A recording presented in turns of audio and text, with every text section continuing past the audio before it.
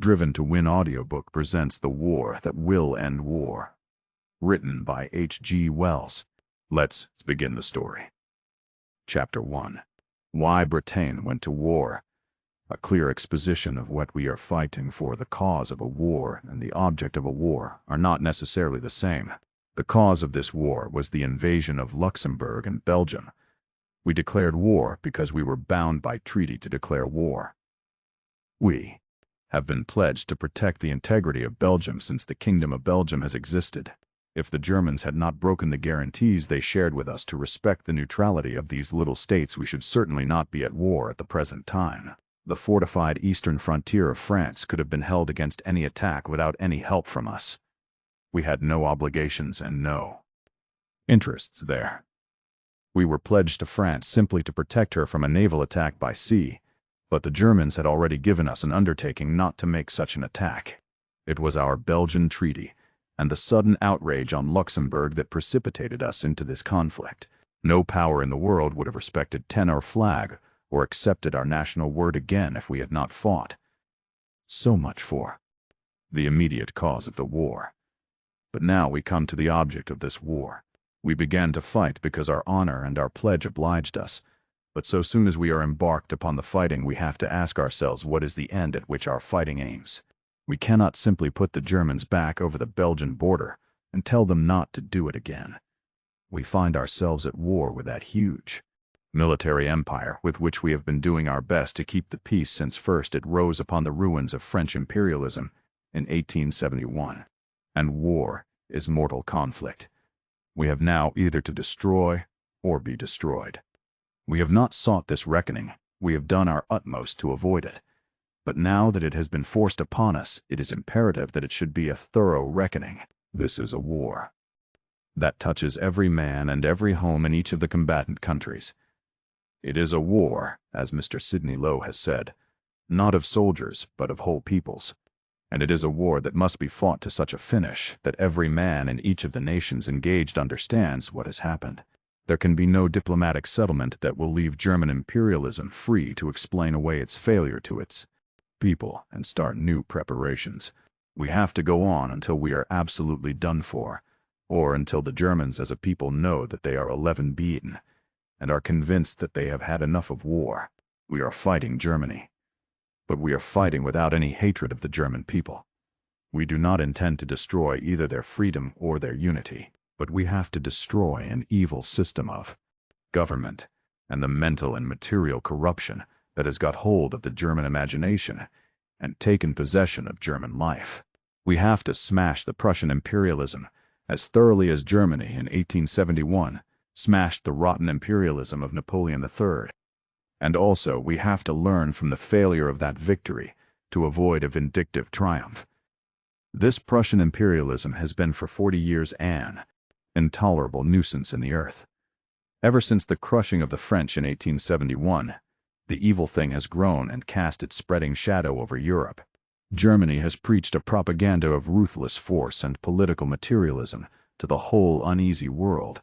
Blood and iron, she boasted, was the cement of her unity, and almost as openly the little, mean, aggressive statesmen and professors who have guided her destinies to this present conflict have professed cynicism and an utter disregard of any ends but nationally selfish ends, as though it were religion. Evil just as much as good may be made into a cant. Physical and moral brutality has indeed become a cant in the German mind, and 12 spread from Germany throughout the world. I could wish it were possible to say that English and American thought had altogether escaped its corruption. But now at last we shake ourselves free and turn upon this boasting wickedness to rid the world of it. The whole world is tired of it. And Gott so perpetually invoked, Gott indeed must be very tired of it. This is already the vastest war in history. It is war not of nations, but of mankind. It is a war to exercise a world madness and end an age.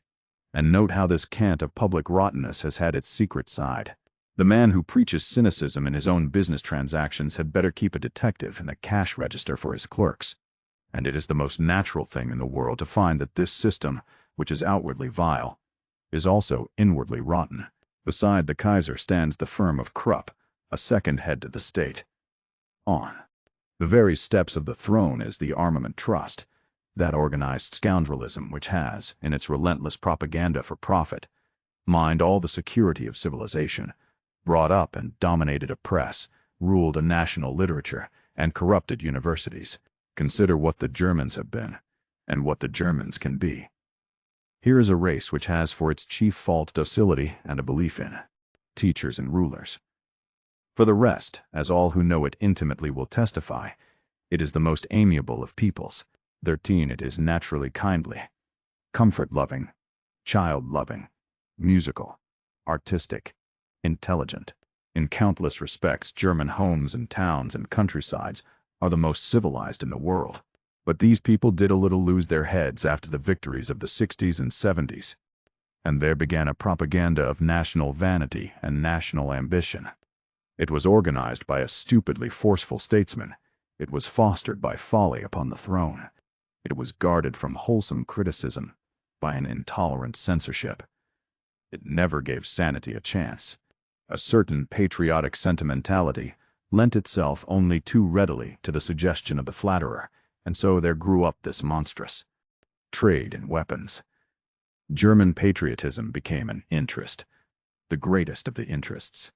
It developed a vast advertisement propaganda. It subsidized navy leagues and aerial leagues, threatening the world.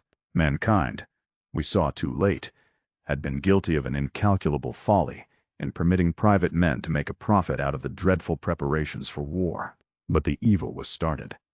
The German imagination was captured and enslaved. On every other European country that valued its integrity, there was thrust the overwhelming necessity to arm and drill, and still to arm and drill. Money was withdrawn from education, from social progress, from business enterprise, and art and scientific research, and from every kind of happiness. Life was drilled and darkened. 14. So that the harvest of this darkness comes now almost as a relief, and it is a grim satisfaction in our discomforts that we can at last look across the roar and torment of battlefields to the possibility of an organized peace. For this is now a war for peace. It aims straight at disarmament. It aims at a settlement that shall stop this sort of thing forever. Every soldier who fights against Germany now is a crusader against war. This, the greatest of all wars, is not just another war. It is the last war. England, France, Italy, Belgium, Spain, and all the little countries of Europe are heartily sick of war. The Tsar has expressed a passionate hatred of war. The most of Asia is unwarlike. The United States has no illusions about war, and never was war begun so joyously, and never was war begun with so grim a resolution. In England, France, Belgium, Russia, there is no thought of glory. We know we face unprecedented slaughter and agonies. We know that for neither side will there be easy triumphs or prancing victories. Already, in that warring sea of men, there is famine as well as hideous butchery, and soon there must come disease. Can it be otherwise? We face, perhaps, the most awful winter that mankind has ever faced. But we English and our allies, who did not seek 15th catastrophe, face it with anger and determination rather than despair. Through this war we have to march, through pain, through agonies of the spirit worse than pain, through seas of blood and filth. We English have not had things kept from us. We know what war is. We have no delusions. We have read books that tell us of the stench of battlefields and the nature of wounds, books that Germany suppressed and hid from her people, and we face these horrors to make an end of them. There shall be no more Kaisers. There shall be no more Krupps. We are resolved. That foolery shall end, and not simply the present belligerents must come into the settlement. All America, Italy, China, the Scandinavian powers must have a voice in the final readjustment and set their hands to the ultimate guarantees. I do not mean that they need fire a single shot or load a single gun, but they must come in.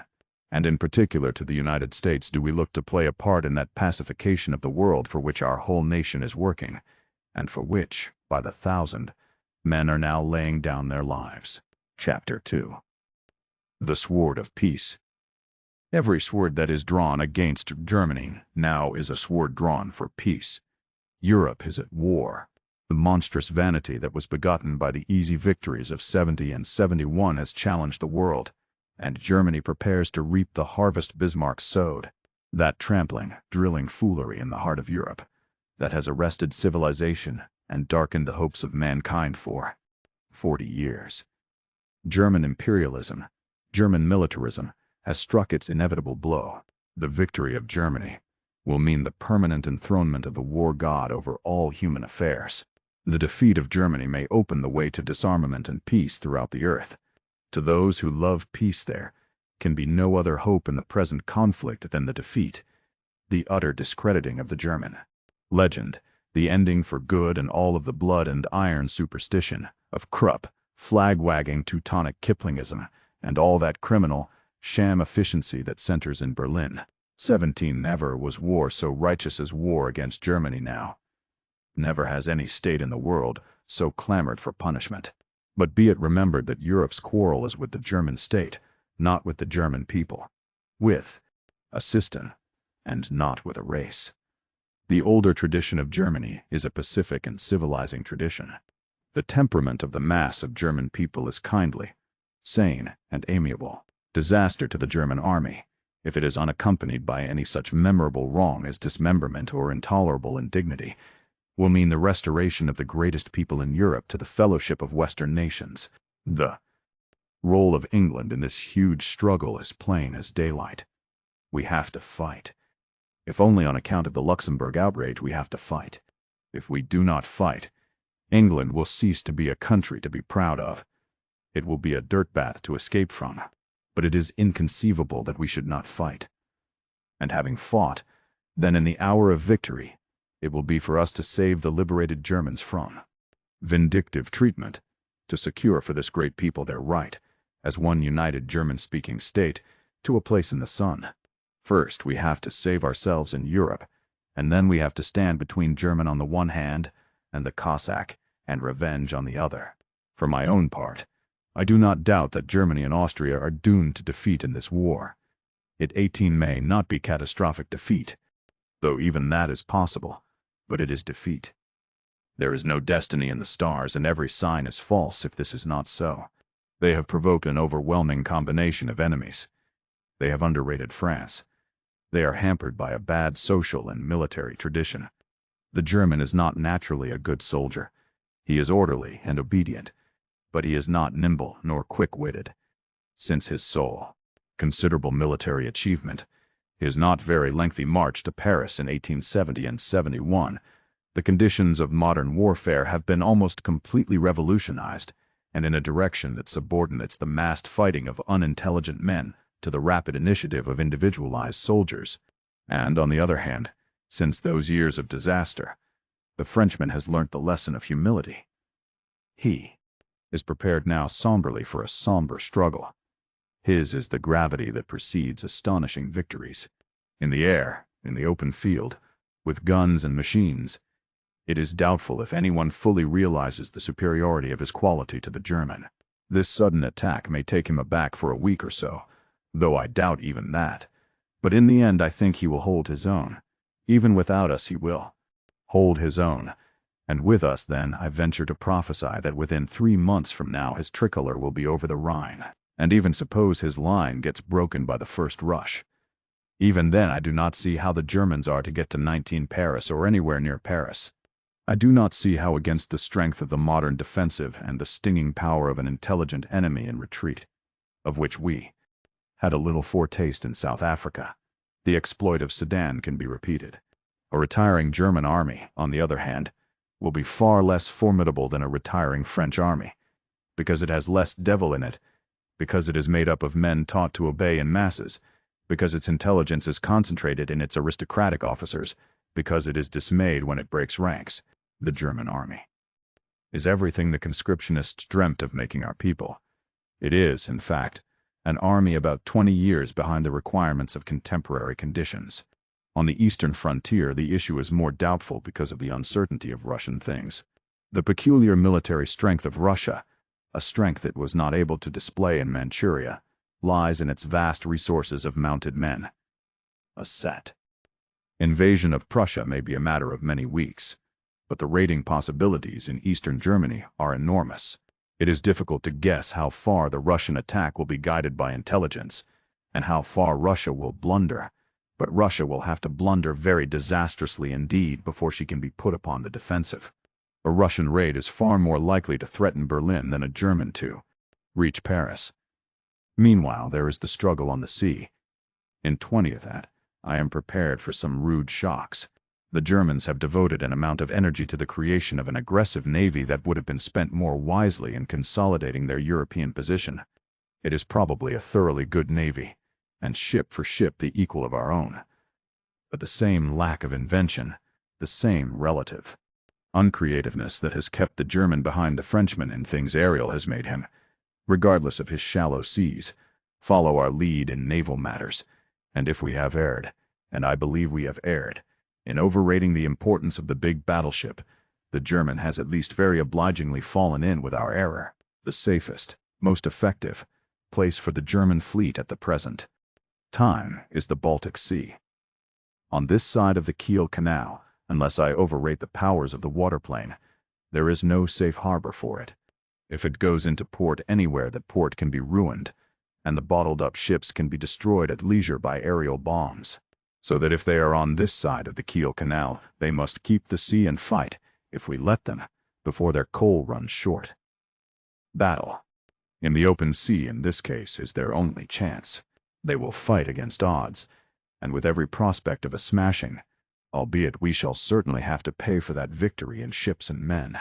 In the Baltic, we shall not be able to get at them without 21th the participation of Denmark, and they may have a considerable use against Russia. But in the end, even their mine and aeroplane and destroyer should do their work. So I reckon that Germany will be held east and west, and that she will get her fleet practically destroyed. We ought also to be able to sweep her shipping off the seas, and lower her flag forever in Africa and Asia and the Pacific. All the probabilities, it seems to me, point to that. There is no reason why Italy should not stick to her present neutrality, and there is considerable inducement close at hand for both Denmark and Japan to join in, directly they are convinced of the failure of the first big rush on the part of Germany. All these issues will be more or less definitely decided within the next 2 or 3 months. By that time, I believe German imperialism will be shattered, and it may be possible to anticipate the end of the armaments phase of European history. France, Italy, England, and all the smaller powers of Europe are now Pacific countries. Russia, after this huge war, will be too exhausted for further adventure. A shattered Germany will be a revolutionary Germany, as sick of uniforms and the imperialist idea as France was in 1871, as disillusioned about predominance as Bulgaria is today. The way will be open at last for all these Western powers to organize 22 peace. That is why I, with my declared horror of war, have not signed any of these stop the war appeals and declarations that have appeared in the last few days. Every sword that is drawn against Germany now is a sword drawn for peace. Chapter 3. Hands of the Peoples. Food. This is a war-torn article, a convalescent article. It is characteristic of the cheerful gallantry of the time that after being left for dead on Saturday evening, this article should be able, in an only very slightly bandaged condition, to take its place in the firing line again on Thursday morning. It was first written late on Friday night. It was written in a mood of righteous excitement, and it was an extremely ineffective article. In the night I could not sleep because of its badness, and because I did so vehemently want it to hit hard and get its effect. I turned out about 2 o'clock in the morning and redrafted it, and the next day I wrote it all over again differently and carefully, and I think better. In the afternoon it was blown up by the discovery that Mr. Runciman had anticipated its essential idea. He had brought in, and the House had passed through all its stages, a bill to give the Board of Trade power to requisition and deal with hoarded or reserved food. That was exactly the 24 demand of my article. My article, about to die, saluted this most swift and decisive government of ours. Then I perceived that there were still many things to be said about this requisitioning of food. The Board of Trade has got its powers, but apparently they have still to be put into operation. It is extremely desirable that there should be a strong public opinion supporting and watching the exercise of these powers, and that they should be applied at the proper point immediately. The powers Mr. Runciman has secured so rapidly for the Board of Trade have to be put into operation. There must be an equally rapid development of local committees and commandos to carry out his idea. The shortage continues. It is not over. The common people, who are sending their boys so bravely and uncomplainingly to the front, must be relieved at once from the intolerable hardships which a certain section of the prosperous classes, a small section but an actively mischievous section, is causing them. It is a right, not a demand for charity. It is ridiculous to treat the problem in any other way. So far, the poorer English have displayed an amazing and exemplary patience in this crisis, a humility and courage that make one the prouder for being also English. Apart from any failure of employment at the present time, it must be plain to anyone who has watched the present rise of prices 25 and who knows anything either at first hand of poor households or by reading such investigations as those of Mrs. Pember Reeves upon the family budgets of the poor, that the rank and file of our population cannot now be getting enough to eat. They are suffering needless deprivation, and also they are suffering needless vexation. And there is no atom of doubt why they are suffering these distresses. It is that pretentious section of the prosperous classes, the section we might hit off with the phrase automobile driving villadom, the tariff reform and damn Lloyd George and Keir Hardie class, the most pampered and least public-spirited of any stratum in the community, which has grabbed at the food. It has given way to an inglorious panic. It has broken ranks and stampeded to the stores and made the one discreditable our national solidarity. While the attention of all decent English folk has been concentrated upon the preparations for our supreme blow at Prussian predominance in Europe, villadom has been swarming to the shops, buying up the food of the common people, carrying it off in the family car, adorned, of course, with a fluttering little Union Jack. Father has given a day from business, mother has helped. Even those shiny-headed nuts, the sons, have condescended to assist, and now villadom, feeling a little safer, is ready with the dinner bell, its characteristic instrument of music, to 26 Maffick at the victories it has done its best to spoil. And villadom promoted and distended, villadom in luck, turned millionaire, villadom on a scale that can buy a peerage and write you its thousands of pounds check for a showy subscription list, has been true to its origins. Lord Maffick, emulating Mr. and Mrs. Maffick, swept his district clean of flour. Let the thing go down to history. Lord Maffick now explains that he bought it to distribute among his poorer neighbors. That is going to be the stock excuse of these people. But that sort of buying is just exactly as bad for prices as buying for Lord Maffick's personal interior. The sooner that flour gets out of the houses of Lord Maffick and Horatio Maffick, Esquire, and young Mr. Maffick and the rest of them, and into the houses of their poorer neighbors, the better for them and the country. The greatest danger to England at the present time is neither the German army nor the German fleet, but this morally rotten section of our community. Now it is no use scolding these people. It is no use appealing to their honor and patriotism. Honor they have none, and their idea of patriotism is to tax the foreigner, wave Union Jacks, and clamor for the application to England of just that universal compulsory service which leads straight to those crowded, ineffective massacres of common soldiers that are beginning upon the German war front. Exhortation may sway the 2790 and 9, but the one mean man in the 100 will spoil the lot. The thing to do now is to get to work at once in every locality, requisitioning all excessive private stores of food or gold coins. They can be settled for after the war, not only the stores of the private food grabbers, but also the stores of the speculative wholesalers who are holding up prices to the retail shops. Only in that way can the operations of this intolerable little minority be completely checked. Under every county council food committees should be formed at once to report on the necessities of the general mass and conduct inquiries into hoarding and the seizure and distribution of hoards, small and great. Now this is a public work calling for the most careful and open methods. Food distribution in England is partly in the hands of great systems of syndicated shops and partly still in the hands of one-shop local tradesmen. It is imperative that the brightest light should be kept upon the operations of both small and large provision dealers. The big firms are in the control of men whose business successes have received in many instances marks of the signal favor and trust of our rulers.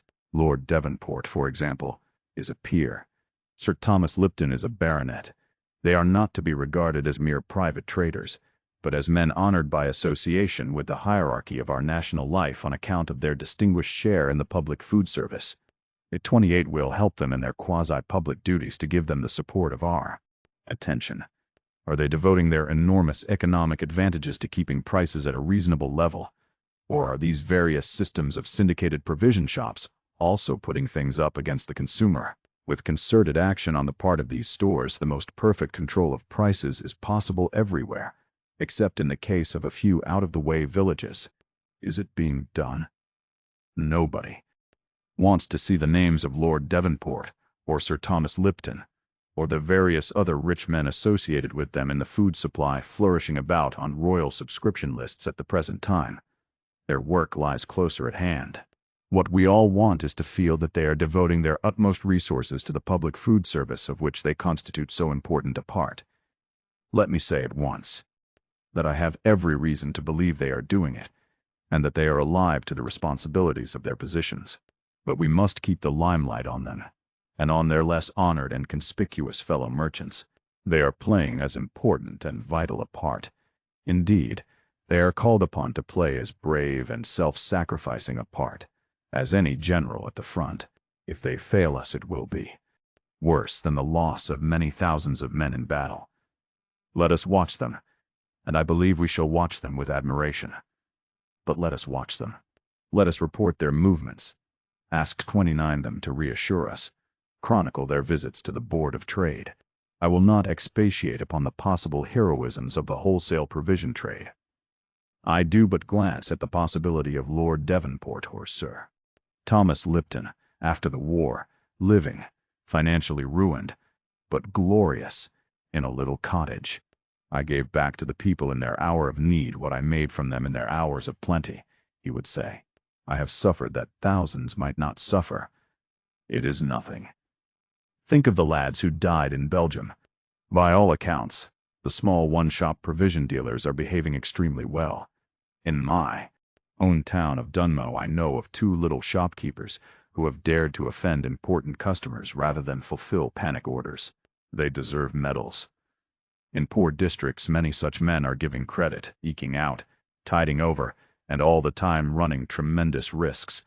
Not all heroes are upon the battlefield, and some of the heroes of this war are now fighting gallantly for our land behind grocers' counters and in village general shops, and may end, if not in the burial trench, in the bankruptcy court. Indeed, many of them are already on the verge of bankruptcy. The wholesalers have, I know, in many cases betrayed them, not simply by putting up prices, but by suddenly stopping customary credits, and this last week has seen some dismal nights of sleepless worry in the little bedrooms 30 over the isolated grocery. While we look to the syndicated shops to do their duty, it is of the utmost importance also that we should not permit a massacre of the small tradespeople. A catastrophe to the small shopkeeper at the present time will not only throw a multitude of broken men upon public resources, but leave a gap in the homely give and take of backstreet and village economies that will not be easily repaired. So that I suggest that the requisitioned stocks of forestalling wholesalers, there ought to be a great bulk of such food stuff already in the hands of the authorities, shall be sold in the first instance at wholesale prices to the isolated shopkeepers, and not directly to the public. Only in the event of a local failure of duty should the direct course be taken. It must be remembered that the whole of the present stress for food is an artificial stress due to the vehement selfishness of vulgar-minded prosperous people and to the base cunning of quite exceptional merchants. But under the strange and difficult and planless conditions of today, quite a few people can start a rush and produce an almost irresistible pressure. The majority of people who have hoarded and forestalled have probably done so very unwillingly, because others will do it. They would welcome any authoritative action, that would enable them to disgorge without feeling that somebody else would instantly snatch what they had surrendered 31-hand profit by it. It is for that reason that we must at once organize the commandeering and requisitioning of hoards and reserved goods. The mere threat will probably produce a great relaxation of the situation, but the threat must be carried out to the point of having everything ready as soon as possible to seize and sell and distribute. Until that is done, this food crisis will wax and wane, but it will not cease. If we do not carry out Mr. Runciman's initiatives with a certain harsh promptness, food trouble will be an intermittent wasting fever in the body politic until the end of the war. And the business will not be over at the end of the war. The patience of the common people has been astonishing. In countless homes there must have been the extremest worry and misery. But except for a few trivial rows, such as the smashing of the windows of Mr. Moss at Hitchin, who was probably not a bit to blame, an attack on a bakery somewhere, and some not very bad behavior in the way of threats and demonstrations on the part of East End Jews, there has been no disorder at all. That is because the people are full of the first solemnity of war, eagerly trustful, and still well-nourished. At the end, unless the more prosperous people pull themselves together, it will not be like that. Chapter 4. Concerning Mr. Maximilian Kraft, I find myself enthusiastic for this war against Prussian militarism. We are, I believe, assisting at the end of a vast, intolerable oppression upon civilization. We are fighting to release Germany and all the world from the superstition that brutality and cynicism are the methods of success, that imperialism is better than free citizenship, and conscripts better soldiers than free men. And I find another writer who is also being, he declares, patriotically British. Indeed, he waves the Union Jack about to an extent from which my natural modesty recoils, because you see I am English come Irish, and save for the cross of St. Andrew that flag is mine. To wave it about would, I feel, be just vulgar self-assertion. He, however, is not English.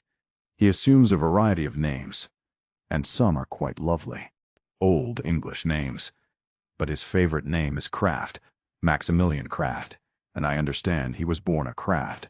He shoves himself into the affairs of this country with an extraordinary 33 energy. He takes possession of my Union Jack as if St. George was his father. At present he is advising me very actively how to conduct this war, and telling me exactly what I ought to think about it. He is, in fact, the English equivalent of those professors of Weltpolitik who have guided the German mind to its present magnificent display of shrewd, triumphant statecraft. I suspect him of a distant cousinship with Professor Delbruck, and he is urging upon our attention now a magnificent coup, with which I will shortly deal. In appearance, Kraft is by no means completely anglicized himself. He is a large-faced creature with enormous long features and a woolly head. He is heavy in build, and with a back slightly hunched.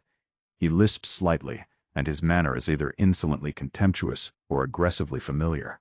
He thinks all born Englishmen, as distinguished from the naturalized Englishmen, are also born fools. Always his manner is pervaded by a faint flavor of astonishment at the born foolishness of the born Englishmen. But he thinks their empire a marvelous accident, a wonderful opportunity for cleverer people. So, with a kind of disinterested energy, he has been doing his best to educate Englishmen up to their imperial opportunities, to show them how to change luck into cunning, take the wall of every other breed and swagger foremost in the world. 34. He cannot understand that English blood does not warm to such ambitions. When he has wealth, it is his nature to show it in watch chains and studs and signet rings. If he had a wife, she would dazzle in diamonds. The furniture of his flat is wonderfully good, all picked English pieces and worth no end. He thinks it is just dullness and poorness of spirit that disregards these things. He came to England to instruct us in the arts of empire, when he found that already there was a glut of his kind of wisdom in the German universities. For years, until this present outbreak, I have followed his career with silent interest rather than affection, and the first thing he undertook to teach us was, I remember, tariff reform, taxing the foreigner. Limitless wealth you get, and you pay nothing. You get a huge national in common imported goods, and also, as your tariff prevents importation, you develop a tremendous internal trade. Two birds, in quite opposite directions, with the same stone. It seemed just plain common sense to him. Anyhow, he felt sure it was good enough for the born English. He is still a little incredulous of our refusal to accept that delightful idea. Meanwhile, his kind have dominated the more docile German intelligence altogether. They have listened to the whisper of Weltpolitik, or at least their rulers have attended. They have sown exasperation on every 35 frontier, taken the wall, done all the showily aggressive and successful things. They were the pupils he should have taught. A people at once teachable and spirited.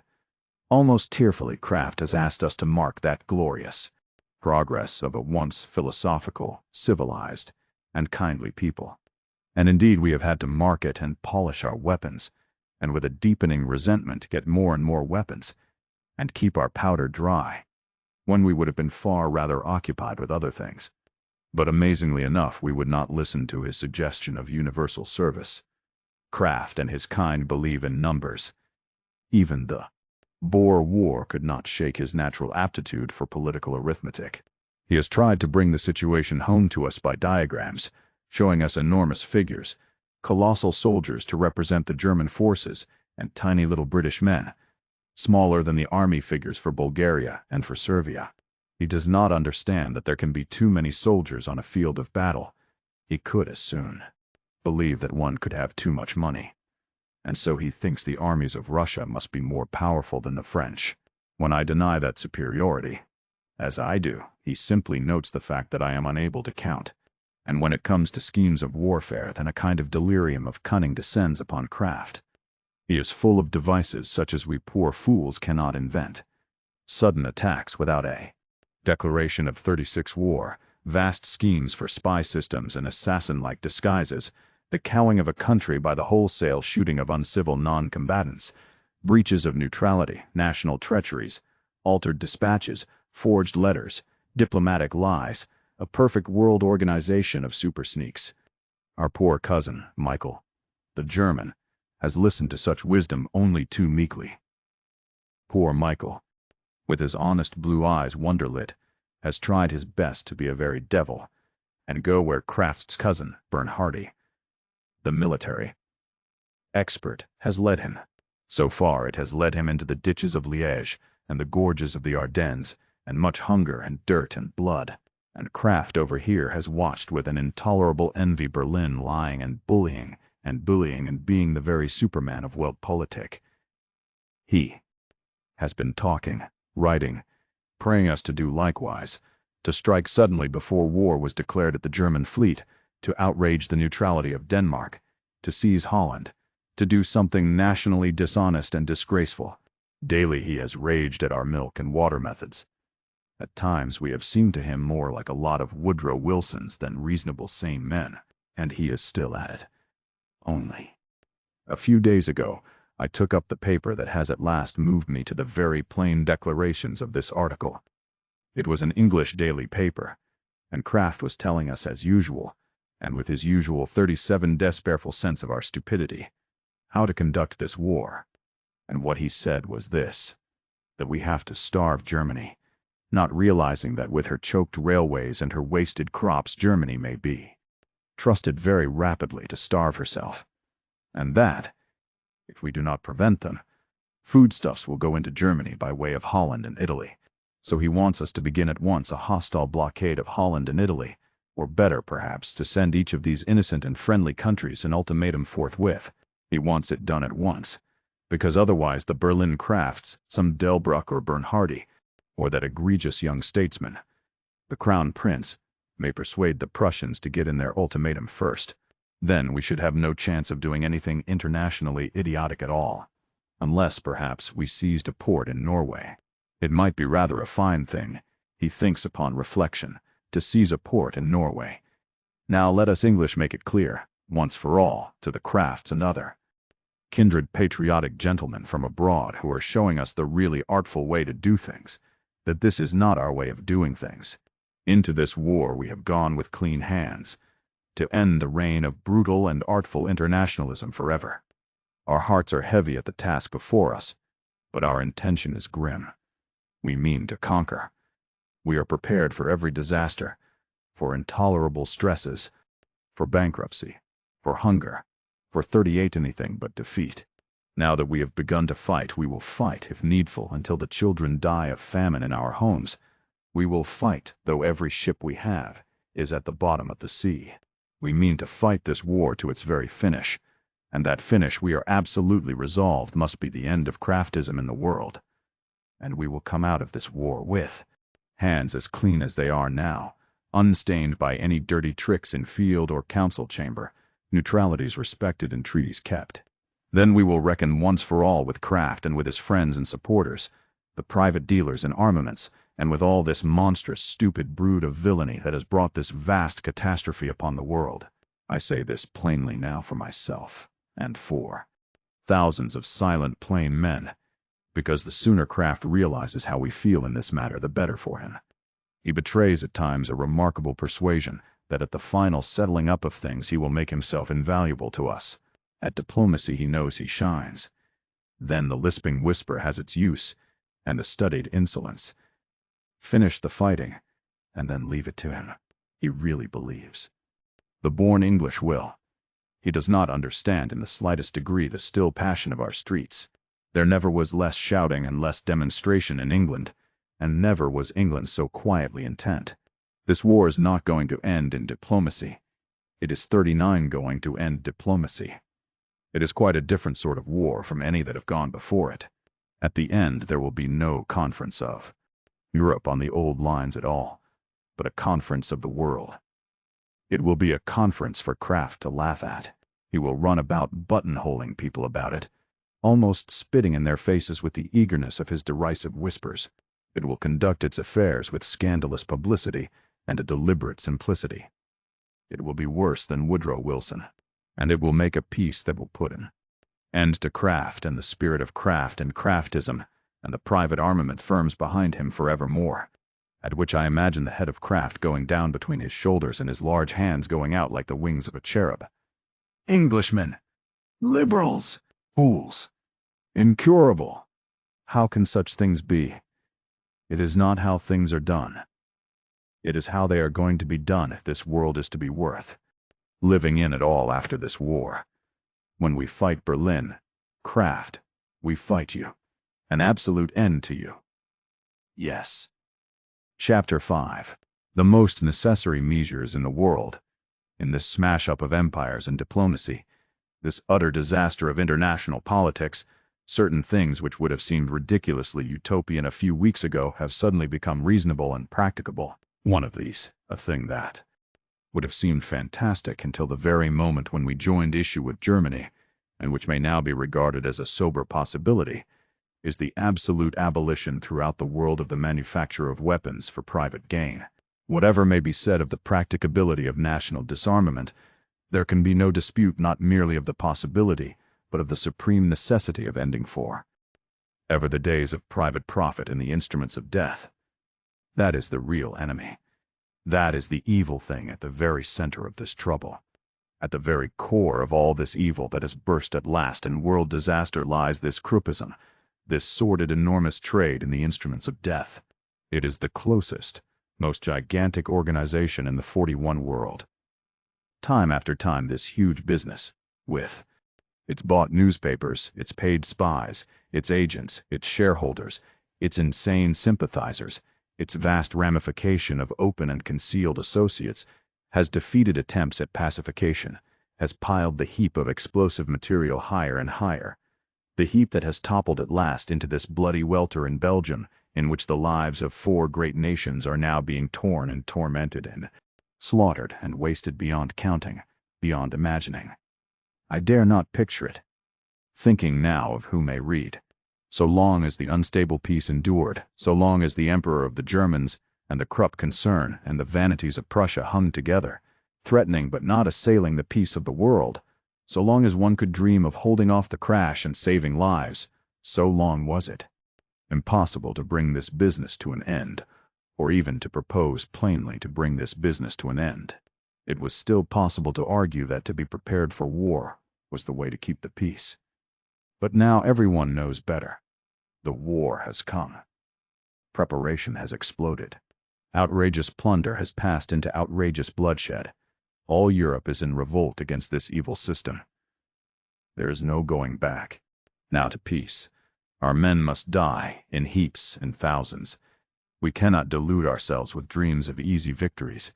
We must all suffer endless miseries and 42 anxieties. Scarcely a human affair is there that will not be marred and darkened by this war.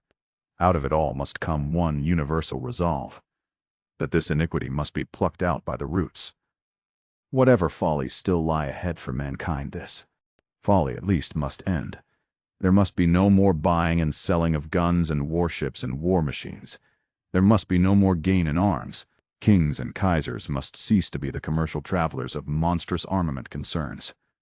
With the Guben, the Kaiser has made his last sale. Whatever arms the nations think they need, they must make for themselves and give to their own subjects. Beyond that, there must be no making of weapons in the earth. This is the clearest common sense. I do not need to argue what is manifest, what every German knows, what every intelligent, educated man in the world knows. The Krupp concern and the tawdry imperialism of Berlin are linked like thief and receiver. The hands of the German princes are dirty with the trade. All over the world, statecraft and royalty have been approached and touched and tainted by these vast firms. But it is in Berlin that the corruption has centered. It is from Berlin that the intolerable pressure to arm and still to arm has come. It is at Berlin alone that the evil can be grappled and killed. Before this, there was no reaching it. It was useless to dream even of disarmament, 43, while these people could still go on making their material uncontrolled, waiting for the moment of national passion, feeding the national mind with fears and suspicions through their subsidized press. But now there is a new spirit in the world. There are no more fears. The worst evil has come to pass. The ugly hatreds, the nourished misconceptions of an armed peace, begin already to give place to the mutual respect and pity and disillusionment of a universally disastrous war. We can at last deal with Krupps and the kindred firms throughout the world as one general problem, one worldwide accessible evil. Outside the circle of belligerent states, and the states which, like Denmark, Italy, Romania, Norway, and Sweden, must necessarily be invited to take a share in the final resettlement of the world's affairs, there are only three systems of powers which need be considered in this matter, namely, the English and Spanish-speaking republics of America and China. None of these states is deeply involved in the armaments trade. Several of them have every reason to hate a system that has linked the obligation to deal in armaments with every loan. The United States of America is now, more than ever it was, an anti-militarist power, and it is not too much to say that the government of the United States of America holds in its hand the power to sanction or prevent this most urgent need of mankind. 44. If the people of the United States will consider and grasp this tremendous question now, if they will make up their minds now that there shall be no more profit made in America or anywhere else upon the face of the earth in raw material, if they will determine to put the vast moral, financial, and material influence the states will be able to exercise at the end of this war in the scale against the survival of Kruppism, then it will be possible to finish that vile industry forever. Through a failure of courage or imagination, they will not come into this thing. Then I fear if it may be done. But I misjudge the United States. If, in the end, they abstain from so glorious and congenial an opportunity. Let me set out the suggestion very plainly. All the plant for the making of war material throughout the world must be taken over by the government of the state in which it exists.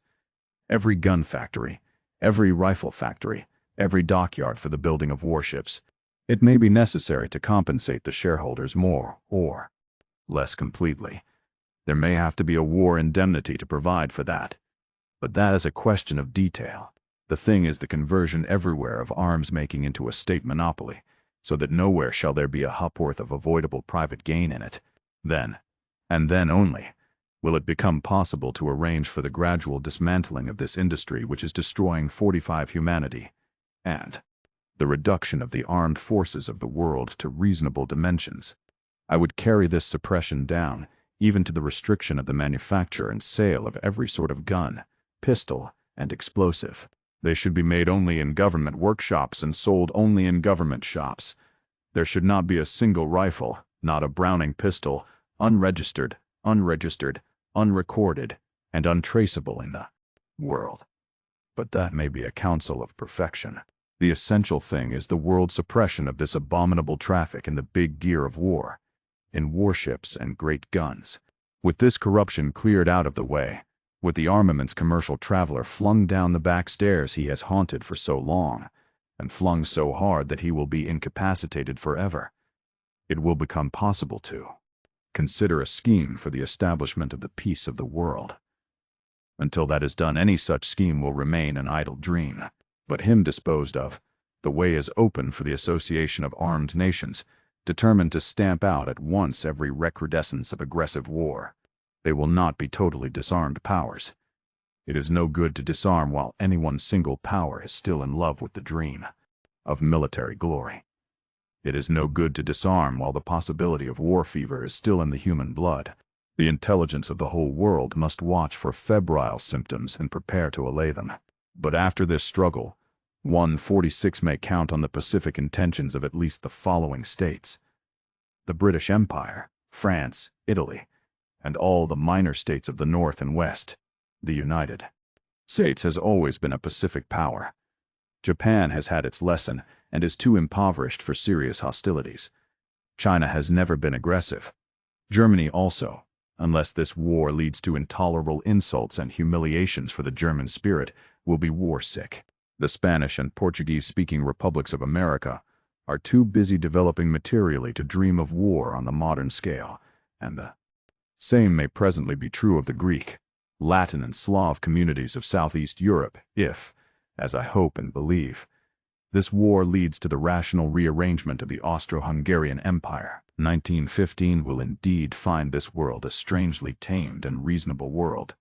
There is only one doubtful country, Russia, and for my own part, I do not believe in the wickedness, and I doubt the present power of that stupendous barbaric state.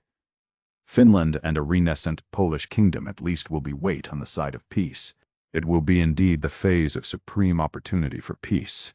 If there is courage and honesty enough in men, I believe it will be possible to establish a World Council for the regulation of armaments as the natural outcome of this war. First, the trade in armaments must be absolutely killed. And then the next supremely important measure to secure the 47 peace of the world is the neutralization of the sea. It will lie in the power of England, France, Russia, Italy, Japan, and the United States, if Germany and Austria are shattered in this war, to forbid the further building of any more ships of war at all, to persuade, and if need be, to oblige the minor powers to sell their navies, and to refuse the seas to armed ships not under the control of the Confederation. To launch an armed ship can be made an invasion of the common territory of the world. This will be an open possibility in 1915. It will remain an open possibility until men recover from the shock of this conflict. As that begins to be forgotten, so this will cease to be a possibility again. Perhaps for hundreds of years.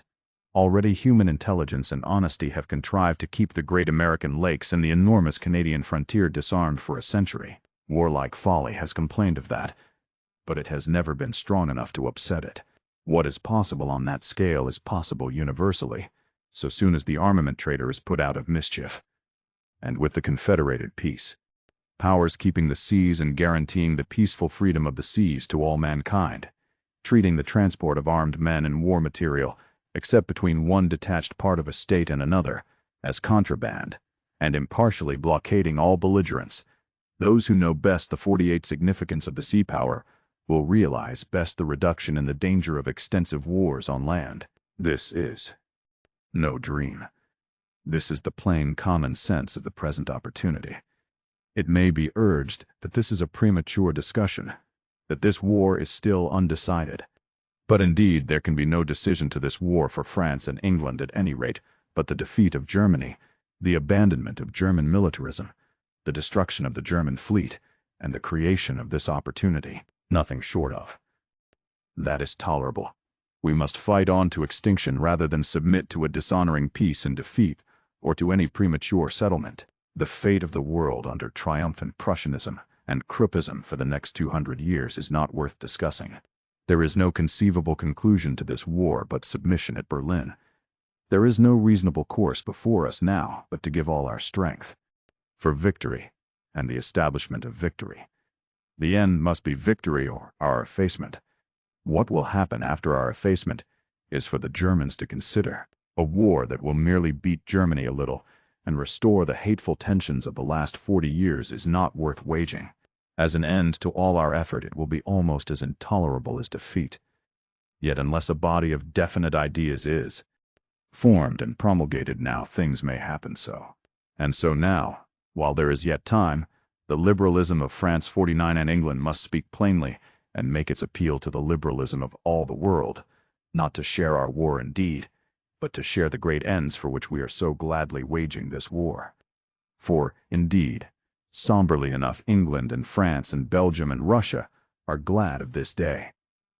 The age of armed anxiety is over. Whatever betide, it must be an end. And there is no way of making it an end but through these two associated decisions, the abolition of Kruppism and the neutralization of the sea. Chapter 6. The need of a new map of Europe.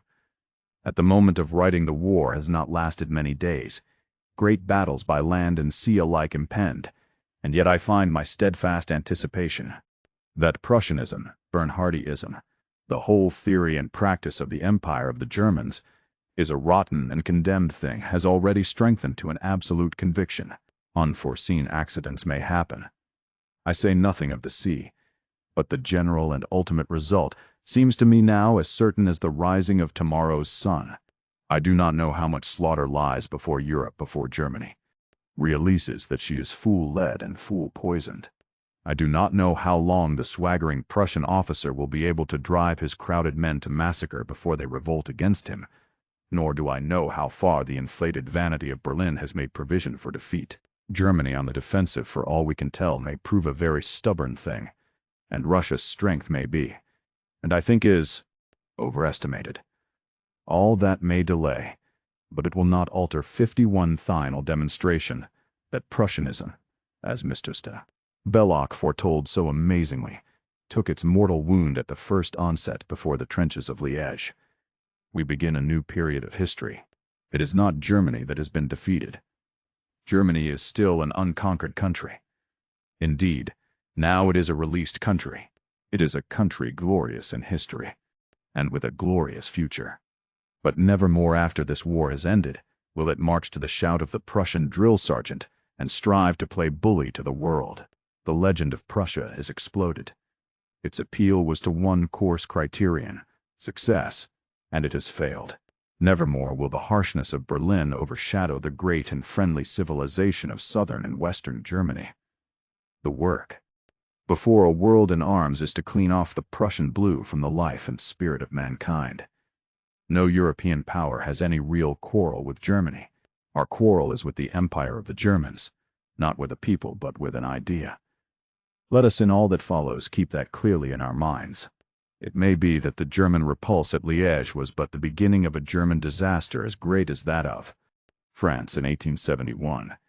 It may be that Germany has no second plan if her first plan fails, that she will go to pieces after her first defeat. It seems to me that this is so. I risk the prophecy, and I would have us prepare ourselves for the temptations of victory.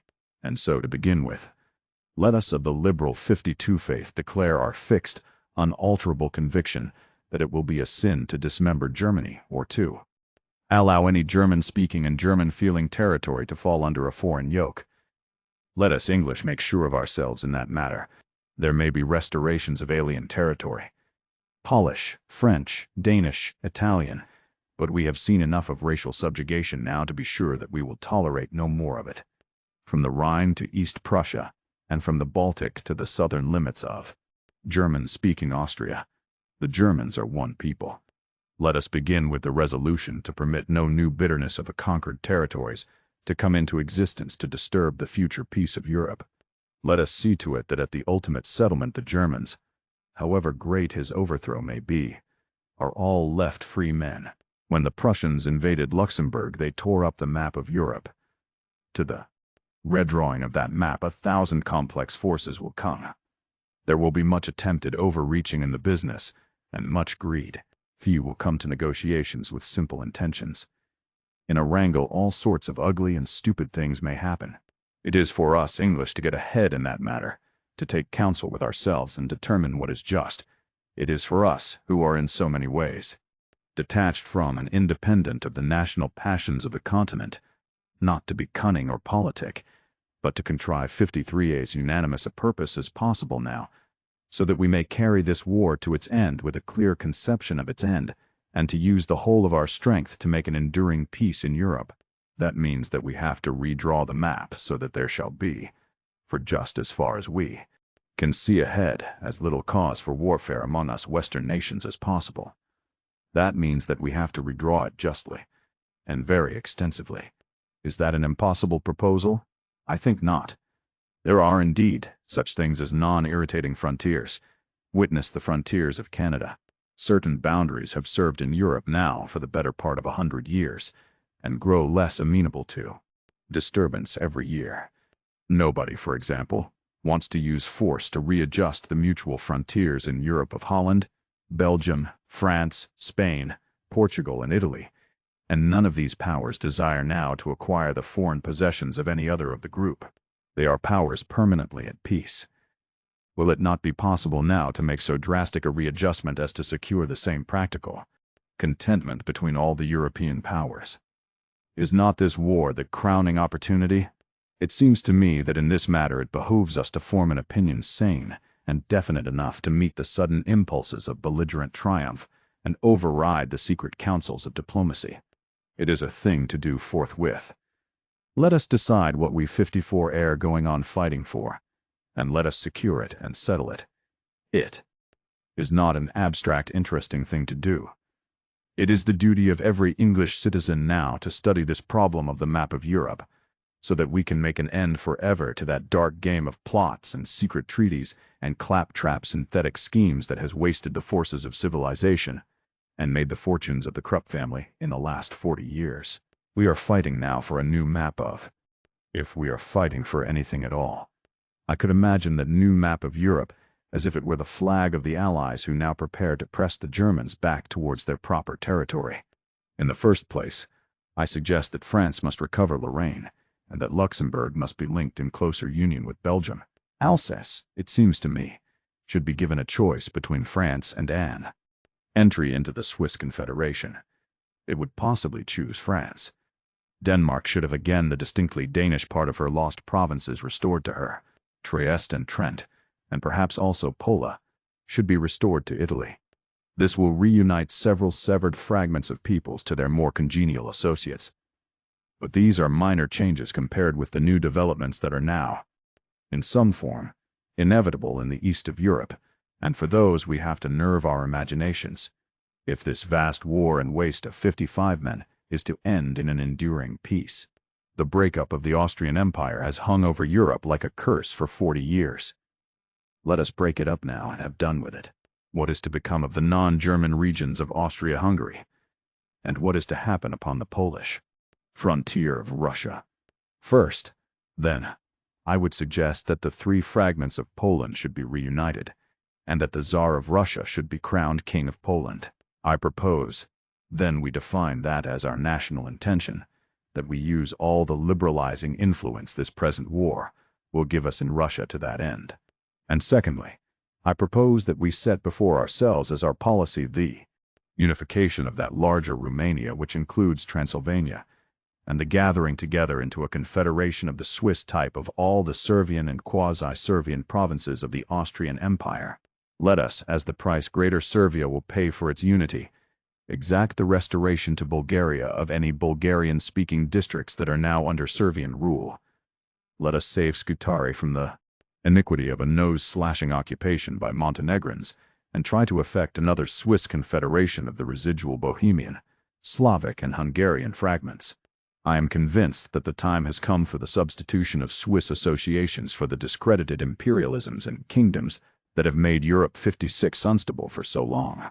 Every emperor and every king, we now perceive, means a national ambition more organic, concentrated and dangerous than is possible under republican conditions. Our own peculiar monarchy is the one exception that proves this rule. There is no reason why we should multiply these centers of aggression. Probably neither Bulgaria nor Serbia would miss their kings very keenly. And anyhow, I do not see any need for more of these irritating ambition pimples upon the fair face of the world. Let us cease to give indigestible princes to the new states that we Schweizerize. Albania, particularly, with its miscellaneous tribes, has certainly no use for monarchy, and the suggestion that has been made for its settlement as a confederation of small tribal cantons is the only one I have ever heard that seemed to contain a ray of hope for that distracted patch of. There is certainly no reason why these people should be exploited by Italy, since Italy can claim a more legitimate gratification. There, in a paragraph, is a sketch of the map of Europe that may emerge from the present struggle. It is my personal idea of our purpose in this war. Quite manifestly, in all these matters I am a fairly ignorant person. Quite manifestly, this is crude stuff. And I admit a certain sense of presumptuous absurdity as I sit here before the map of Europe like a carver before a duck, and take off a slice 57 here, and decide on a cut there. None the less, it is what every one of us has to do. I intend to go on redrawing the map of Europe with every intelligent person I meet. We are all more or less ignorant. It is unfortunate, but it does not alter the fact that we cannot escape either decisions or passive acquiescences in these matters. If we do not do our utmost to understand the new map, if we make no decisions, then still cruder things will happen. Europe will blunder into a new set of ugly complications and prepare a still more colossal Armageddon than this that is now going on. No one, I hope, will suggest after this war that we should still leave things to the diplomatists. Yet the alternative to you and me is diplomacy. If you want to see where diplomacy and Weltpolitik have landed Europe after 40 years of anxiety and armament, you must go and look into the ditches of Liège. These bloody heaps are the mere first samples of the harvest. The only alternative to diplomacy is outspoken intelligence, yours and mine and every articulate person. We have all of us to undertake this redrawing of the map of Europe in the measure of our power and capacity. That our power and capacity are unhappily not very considerable does not absolve us.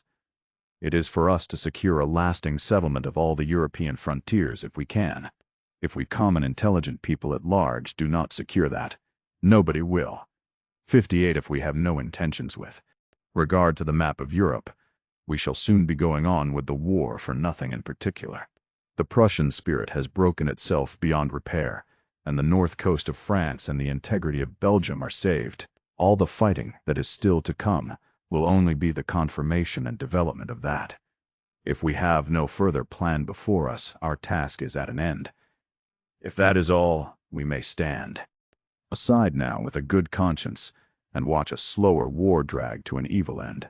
Left to herself, a victorious Russia is far more likely to help herself to East Prussia and set to work to Russianize its inhabitants than to risk an indigestion of more Poles. Italy may go into Albania and a new conflict with Serbia. It is even conceivable that France may be ungenerous.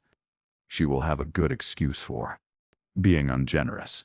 Meanwhile, German-speaking populations will find themselves under, instead of upper dogs in half the provinces of Austria-Hungary, mischievous little kings, with chancellors and national policies and ambitions all complete, will rise and fluctuate and fall upon that slippery soil, and a bloody and embittered Germany, continually stung by the outcries of her subject kindred, sit down grimly to grow a new generation of soldiers and prepare for her revenge. That is why I think we liberal English should 59 draw our new map of Europe now. First of all on paper, and then upon the face of the earth. We ought to draw that map now, and propagate the idea of it, and make it our national purpose, and call the intelligence and consciences of the United States and France and Scandinavia to our help. Openly and plainly, we ought to discuss and decide, and tell the world what we mean to do. The reign of brutality, cynicism, and secretive treachery is shattered in Europe over the ruins of the Prussian warlordship. Reason, public opinion, justice, international good faith and good intentions will be free to come back and rule the destinies of man. But things will not wait. For reason and justice, if just and reasonable men have neither energy nor unity. Chapter 7. The Opportunity of Liberalism.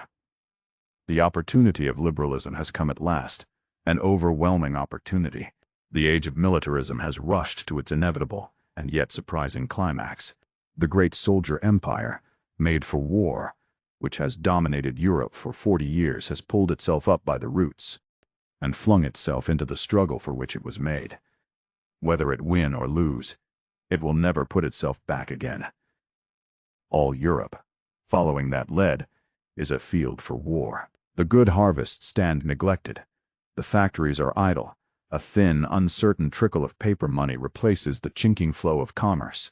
Whichever betide, defeat or deadlock, the capitalist military civilization uproots itself and ends. The war may burn itself out more quickly than those who regard its immensity think, but the war itself is the mere smash of the thing. The reality is the uprooting, the incurable dislocation. Trying to map and measure that dislocation is rather like one's first effort to think in sun's distances. 61. It is to transfer one's mind to a new and overwhelming scale. Never did any time carry so swift a burthen of change as this time. It is manifest that in a year or so, the world of men is going to alter more than it has altered in the last century and a half. More indeed than it ever altered before these last centuries since history began. Think of the mere geographical dislocation. There is scarcely a country in Europe that will not emerge from this struggle with entirely fresh frontiers. Sovereign powers will vanish from the map. New sovereign powers will come. In the disorders that are upon us, and of which this war itself is the mere preliminary phase and uniform, inevitably there must be social reconstruction. Who can doubt it? Who can doubt the breakup of confidence and usage that is in progress? Plainly you can see famine coming. In France, in Germany, in Russia. Does anyone suppose that those sham efficient Germans have fully worked out the care and feeding of the madly distended hosts they have hurled at France? Does anyone dream that they have reckoned for a check and halt? Does anyone imagine their sanitary arrangements are perfect? There will be pestilence. And can one believe that whatever feats of financial fiction we contrive, their financial crash, can be staved off, and that the bankers of Hamburg and Frankfurt are likely to be shoveling gold next January in a still methodical 62 world? The German state machine has probably already done all that it was ever made to do. It stands now exhausted amidst the turmoil of its consequences. Its mobilization arrangements are said to have been astonishingly complete. 10 million men for and against have been got into the field, with ammunition. Prussian Germany has carried out its arrangements and committed the business to Gott. German foresight has exhausted itself. If Gott failed Germany, I do not believe that Germany has the remotest idea what to do next. For the most part, those millions will never get home anymore. They will certainly never get back to their work again, because it will have disappeared. When I think of European statecraft presently trying to put all these things back again, I am reminded of a story of a friend whose neighbor tried to cut his throat, and then repented. He came round to her with a towel about his neck making peculiar noises. It was a distressing but illuminating experience for her. She was a plucky and resourceful woman, and she did her best. "There was such a lot of it," she said. "I hadn't an idea things were packed so tight in us. It is characteristic of such times as this, that much in the world, and, more particularly, much in the minds of men, much that has seemed as invincible as the mountains and as deeply rooted as the sea, magically loses its solidity, fades, changes, 63 vanishes. When one looked at the map of Europe a month ago, most of the lines of its frontiers seemed almost as stable as the coastlines. Now they waver under one's eyes. When one thought of the heritage of the Crown Prince of Germany, it seemed as fixed as a constellation, and now in a little while it may be worth as little as a bloody rag in the trenches of Liège. In little things as in great, one is suddenly confronted by undreamt of instabilities. The Reform Club, which has been a cheerful and refreshing trickle of gold to me for years, now yields me reluctantly for my check 2 in artistic pound notes. My other club has ceased the kindly custom of cashing checks altogether. One is glad that poor Bajhat did not live to see this day. Each day now I marvel to wake and find I have still a banker.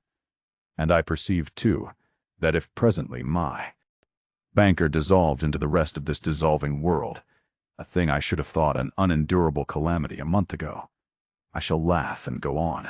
Ideas that have ruled life as though they were divine truths are being chased and slaughtered in the streets. The rights of property, for example, the sturdy virtues of individualism, all toleration for the rewards of abstinence, vanished last week. Suddenly, amidst the execrations of mankind upon a hurrying motor car loaded with packages of sugar and flour, they bolted, leaving socialism and collectivism in possession. 64 The state takes over flour mills and the food supply, not merely for military purposes, but for the general welfare of the community. The state controls the railways with a sudden complete disregard of shareholders. There is not even a letter to the Times to object. If the state sees fit to keep its hold upon these things for good, or loosens its hold only to improve its grip, I question if there is very much left in the minds of men, even after the mere preliminary sweeping of the last 2 weeks, to dispute possession. Society, as we knew it a year ago, has indeed already broken up. It has lost all real cohesion. Only the absence of any attraction elsewhere keeps us bunched together. We keep our relative positions because there is now hither to stampede. Dazed, astonished people fill the streets, and we talk of the national calm. The more intelligent men thrown out of their jobs make for the recruiting offices because they have nothing else to do. We talk of the magnificent response to Lord Kitchener's appeal. Everybody is offering services. Everybody is looking for someone to tell him what to do. It is not organization. It is the first phase of dissolution. I am not writing prophecies now, and I am not displaying imagination. I am just running as hard as I can by the side of the marching facts and pointing to them. Institutions and conventions crumble about us and release to unprecedented 65 power. The 2 sorts of rebel that ordinary times suppress, will and ideas. The character of the new age that must come out of the catastrophes of this epoch will be no mechanical consequence of inanimate forces. Will and ideas will take a larger part in this swirl ahead than they have even taken in any previous collapse. No doubt the mass of mankind will still pour along the channels of chance, but the desire for a new world of a definite character will be a force, and if it is multitudinously unanimous enough, it may even be a guiding force in shaping the new time. The common man and base men are scared to docility. Rulers, pomposities, obstructives are suddenly apologetic, helpful, asking for help. This is a time of incalculable plasticity. For the men who know what they want, the moment has come. It is the supreme opportunity, the test or condemnation of constructive liberal thought in the world. Now, what does liberalism mean to do? It has always been alleged against liberalism that it is carpingly critical, disorganized, dispersed, impracticable, fractious, readier to reason and rebel than help. That is the common excuse of all modern autocracies, bureaucracies, and dogmatisms. Are they right?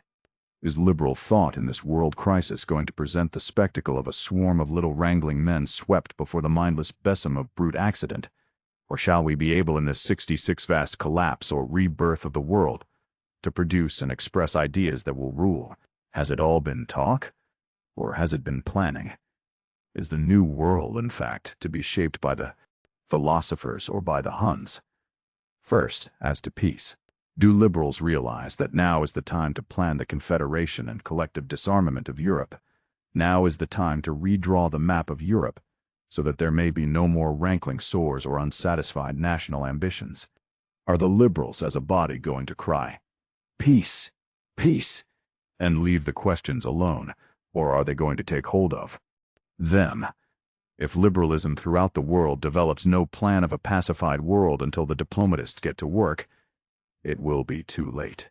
Peace may come to Europe this winter as swiftly and disastrously as the war. And next, as to social reconstruction, do liberals realize that the individualist capitalist system is helpless now? It may be picked up unresistingly. It is stunned. A new economic order may be improvised, and probably will in some manner be improvised in the next 2 or 3 years. What are the intentions of liberalism? What will be the contribution of liberalism? One poor liberal, I perceive, is possessed, to the exclusion of every other consideration, by the idea that we were not legally bound to fight for Belgium. A pretty point, but a petty one. Liberalism is something 67 greater than unfavorable comment on the deeds of active men. Let us set about defining our intentions. Let us borrow a little from the rash vigor of the types that have contrived this disaster. Let us make a truce of our finer feelings and control our dissentient passions. Let us redraw the map of Europe boldly, as we mean it to be redrawn, and let us replan society as we mean it to be reconstructed. Let us get to work while there is still a little time left to us, or while our futile fine intelligences are busy, each with its particular exquisitely felt point, the Northcliffes and the diplomatists, the Weltpolitik whisperers, and the financiers and militarists, the armaments interests, and the Cossack Tsar, terrified by the inevitable red dawn of leaderless social democracy. By the beginning of the stupendous stampede that will follow this great jar and displacement, will surely contrive some monstrous blundering settlement, and the latter state of this world will be worse than the former. Now is the opportunity to do fundamental things that will otherwise not get done for hundreds of years. If liberals throughout the world, and in this matter the liberalism of America is a stupendous possibility, will insist upon a world conference at the end of this conflict, if they refuse all partial settlements and merely European solutions, they may redraw every frontier they choose. They 68 may reduce 1,000 chafing conflicts of race and language and government to a minimum, and set up a peace league that will control the globe. The world will be ripe for it. And the world will be ripe, too, for the banishment of the private industry in armaments and all the vast corruption that entails from the earth forever. It is possible now to make an end to Kruppism. It may never be possible again. Henceforth, let us say, weapons must be made by the state, and only by the state. There must be no more private profit in blood. That is the second great possibility for liberalism, linked to the first. And thirdly, we may turn our present social necessities to the most enduring social reorganization. With an absolute minimum of effort now, we may help to set going methods and machinery that will put the feeding and housing of the population and the administration of the land out of the reach of private greed and selfishness forever. Chapter 8. The Liberal Fear of Russia. It is evident that there is a very considerable dread of the power and intentions of Russia in this country. It is well that the justification of this dread should be discussed now, for it is likely to affect the attitude of British and American liberalism very profoundly, both towards the continuation of the war and towards the ultimate settlement. It is, I believe, an exaggerated dread arising out of our extreme ignorance of Russian realities. English people imagine Russia to be more purposeful than she is, more concentrated, more inimical to Western civilization.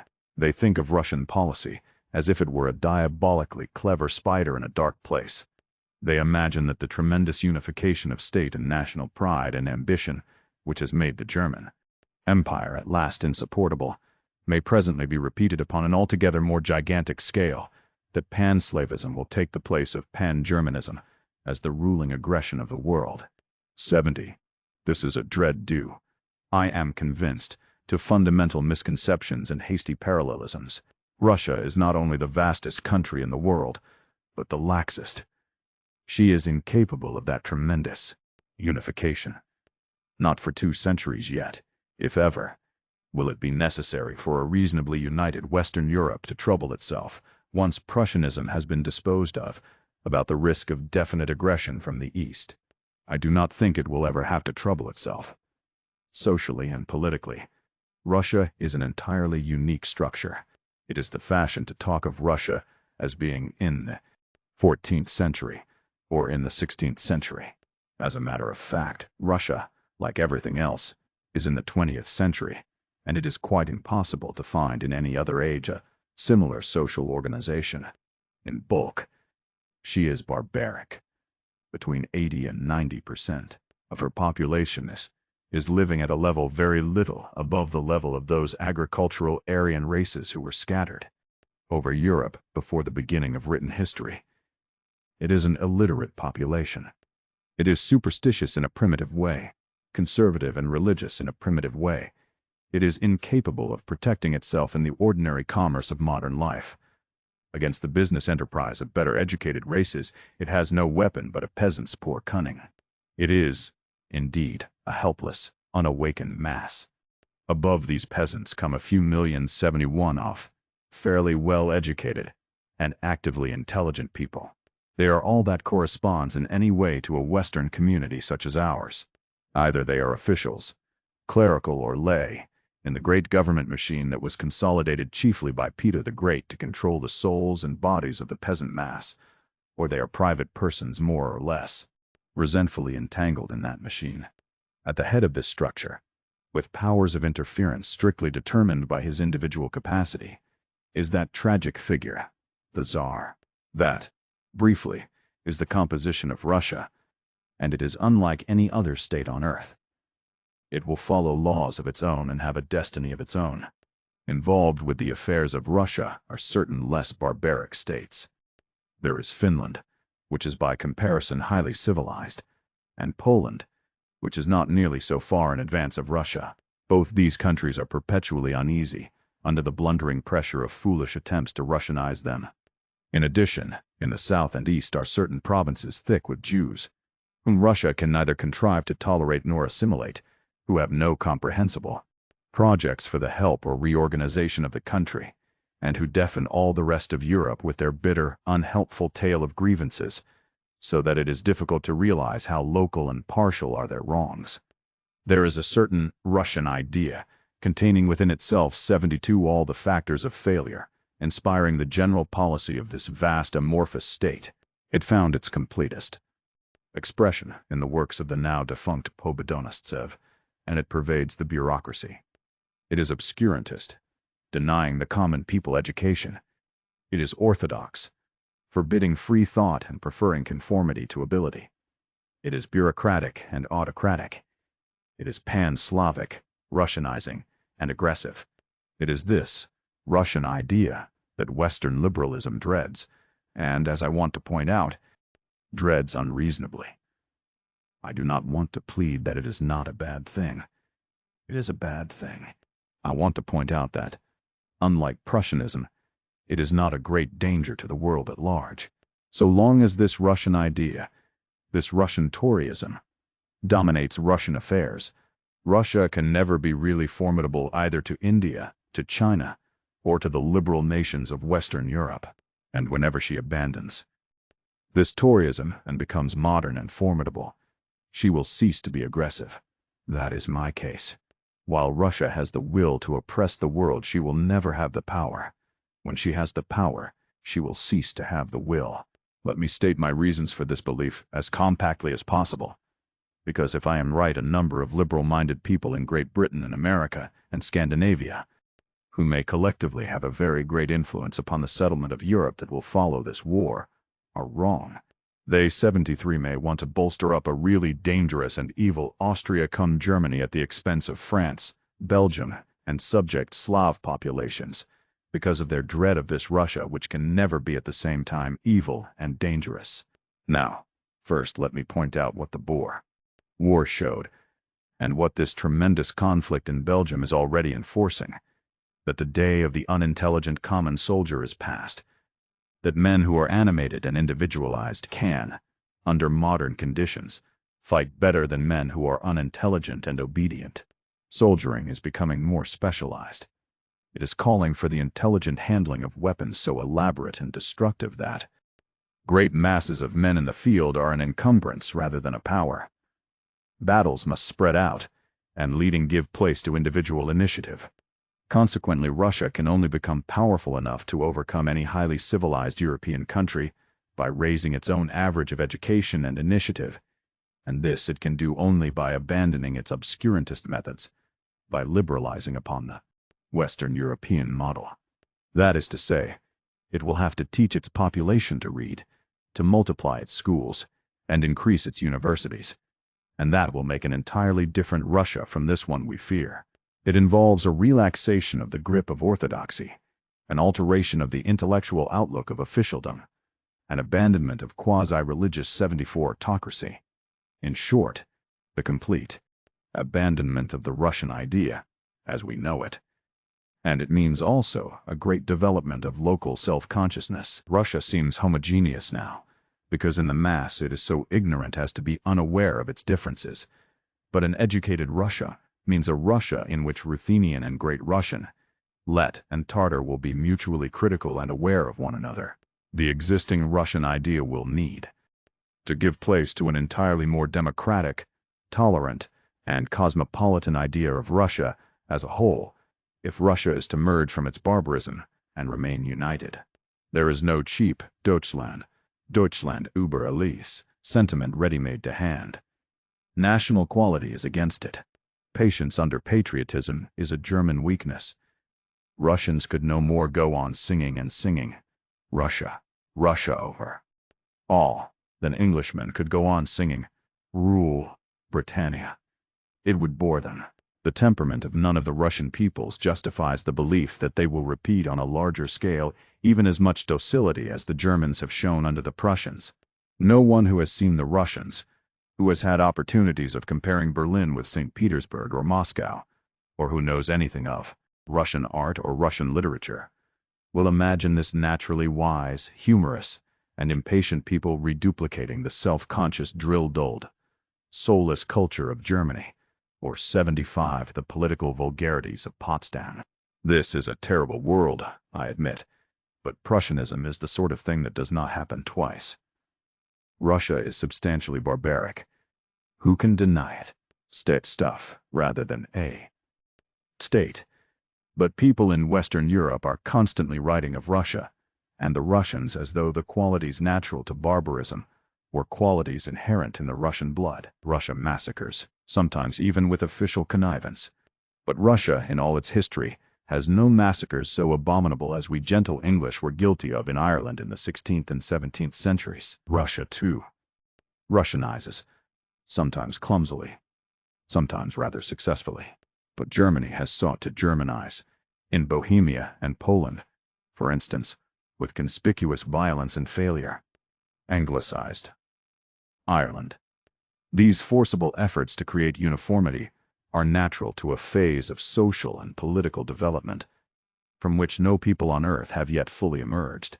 And if we set ourselves now to create reunited Poland under the Russian crown, if we bring all the great influence of the Western powers to bear upon the side of the liberalizing forces in Finland, if we do not try to thwart and stifle Russia by closing her legitimate outlet into the Mediterranean, we shall do infinitely more for human happiness than if we distrust her, check her, and force her back upon the barbarism 76 from which, with a sort of blind, pathetic wisdom, she seeks to emerge. It is unfortunate for Russia that she has come into conspicuous conflict with the Jews. She has certainly treated them no worse than she has treated her own people, and she has treated them less atrociously than they were treated in England during the Middle Ages. The Jews, by their particularism, invite the resentment of all uncultivated humanity. Civilization, and not revolt, emancipates them. And while Russian reverses will throw back her civilization and intensify the sufferings of all her subject Jews, Russian success in this alliance will inevitably spell westernization, progress, and amelioration for them. But unhappily this does not seem to be patent to many Jewish minds. They have been embittered by their wrongs, and, in the English and still more in the American press, a heavy weight of grievance against Russia finds voice, and distorts the issue of this. While we are still only in the opening phase of this struggle for life against the Prussianized German Empire, this struggle to escape from the militarism that has been slowly strangling civilization, it is a huge misfortune that this racial resentment, which, great as it is still a little thing beside the world issues involved, should break the united front of Western civilization, and that the confidence of Russia should be threatened. 77 as it is threatened now by doubt and disparagement in the press. We are not so sure of victory that we can estrange an ally. We have to make up our minds to see all Poland reunited under the Russian crown. And if the Turks choose to play a foolish part, it is not for us to quarrel now about the fate of Constantinople. The Allies are not to be tempted into a quarrel about Constantinople. The balance of power in the Balkans, that is to say, incessant intrigue between Austria and Russia, has arrested the civilization of southeastern Europe for a century. Let it topple. An unchallenged Russia will be a wholesome Czech, and no great danger for the new Greater Serbia and the new Greater Romania, and the enlarged and restored Bulgaria this war renders possible. One civilized country only does Russia really threaten, and that country is Sweden. Sweden has a vast wealth of coal and iron within reach of Russia's hand, and I confess I watch Scandinavia with a certain terror during these days. Sweden is the only European country in which there is a pro-German militarist party, and she may be tempted. I do not know how strongly she may not have been tempted already to drag herself and Norway into this struggle on the German side. If she does, our government will be not a little to blame for not having given her, and induced Russia 78 give her, the strongest joint assurances and guarantees of her integrity forever. But if the Scandinavian countries abstain from any participation in this present war, then I do not see what is to prevent us and France and Russia from making the most public, definite, and binding declaration of our common interest in Sweden's integrity and our common determination to preserve it. Beyond that, I see no danger to civilization in Russia anywhere. At least, no danger so considerable as the Kaiser Krupp power we fight to finish. This war, even if it brings us the utmost success, will still leave Russia face to face with a united and chastened Germany. For it must be remembered that the downfall of Prussianism and the breakup of the Austro-Hungarian Empire will leave Germany not smaller, but larger than she is now, to India, decently governed and guarded, with an educational level higher than her own, and 3 times her gross population. Russia can only be dangerous through the grossest misgovernment on our part, and her powers of intervention in China will be restricted for many years. But all our powers of intervention in China will be restricted for many years. A breathing space for Chinese reconstruction is one of the most immediate and least equivocal blessings of this war, unless the Chinese are unteachable, and only stupid people suppose them a stupid race. The China of 1934-79 will not be a China for either us or Russia to meddle with. So where in all the world is this danger from Russia? The danger of a Krupp-cum-Kaiser dominance of the whole world, on the other hand, is immediate. Defeat, or even a partial victory for the Allies, means nothing less than that. Chapter 9. An appeal to the American people. This appeal comes to you from England at war, and it is addressed to you because upon your nation rests the issue of this conflict. The influence of your states upon its nature and duration must needs be enormous, and at its ending you may play a part such as no nation has ever played since the world began. For it rests with you to establish and secure, or to refuse to establish and secure the permanent peace of the world, the final ending of war. This appeal comes to you from England, but it is no appeal to ancient associations or racial affinities. Your common language is indeed English, but your nation has long since outgrown these early links. The blood of every people in Europe mingles in the unity of your states, and it is to the greatness of your future rather than the accidents of your first beginnings, to the humanity in you, and not to the English and Irish and Scotch and Welsh in you, that this appeal is made. Half the world is at war. 81 are on the very verge of war. It is impossible that you should disregard or turn away from this conflict. Unavoidably, you have to. Judge us. Unavoidable is your participation in the ultimate settlement which will make or mar the welfare of mankind for centuries to come. We appeal to you to judge us, to listen patiently to our case, to exert the huge decisive power you hold in the balance, not hastily, not heedlessly. For we do not disguise from ourselves that you can shatter all our hopes in this conflict. You are a people, more than twice as numerous as we are, and still you are only the beginning of what you are to be, with a clear prospect of expansion that mocks the limits of these little islands, with illimitable and still scarcely tapped sources of wealth and power. You have already come to a stage when a certain magnanimity becomes you in your relation to European affairs. Now, while you, because of your fortunate position, and because of the sane and brotherly relations that have become a fixed tradition along your northern boundary, we English had a share in securing that. While you live free of the sight and burthen of military preparations, free as it seems forever, all Europe has for more than half a century bent more and more wearily under a perpetually increasing burthen of armaments. For many years Europe has been an armed camp, with millions of men continually under arms, with the fear of war 82 universally poisoning its life, with its education impoverished, its social development retarded, with everything pinched but its equipment for war. It would be foolish to fix the blame for this state of affairs upon any particular nation. It has grown up, as most great evils grow, quietly, unheeded. One may cast back in history to the 30 Years' War, to such names as Frederick the Great, Napoleon I, Napoleon III, Bismarck. What does it matter now who began the thing, and which was most to blame? Here it is, and we have to deal with it. But we English do assert that it is the government of the German Emperor which has for the last 40 years taken the lead and forced the pace in these matters, which has driven us English to add warship to warship in a pitiless competition to retain that predominance at sea upon which our existence as a free people depends, and which has strained the strength of France almost beyond the pitch of human endurance, so that the education and the welfare of her people have suffered greatly, so that Paris today is visibly an impoverished and overtaxed city. And this perpetual fear of the armed strength of Germany has forced upon France alliances and entanglements she would otherwise have avoided. Let us not attempt to deny the greatness of Germany, and of Germany's contributions to science 83 and art and literature, and all that is good in human life. But evil influences may overshadow the finest peoples, and it is our case that since the victories of 1871 Germany has been obsessed by the worship of material power and glory, and scornful of righteousness, that she has been threatening and overbearing to all the world. There has been a propaganda of cynicism and national roughness, a declared contempt for treaties and pledges, so that all Europe has been uneasy and in fear.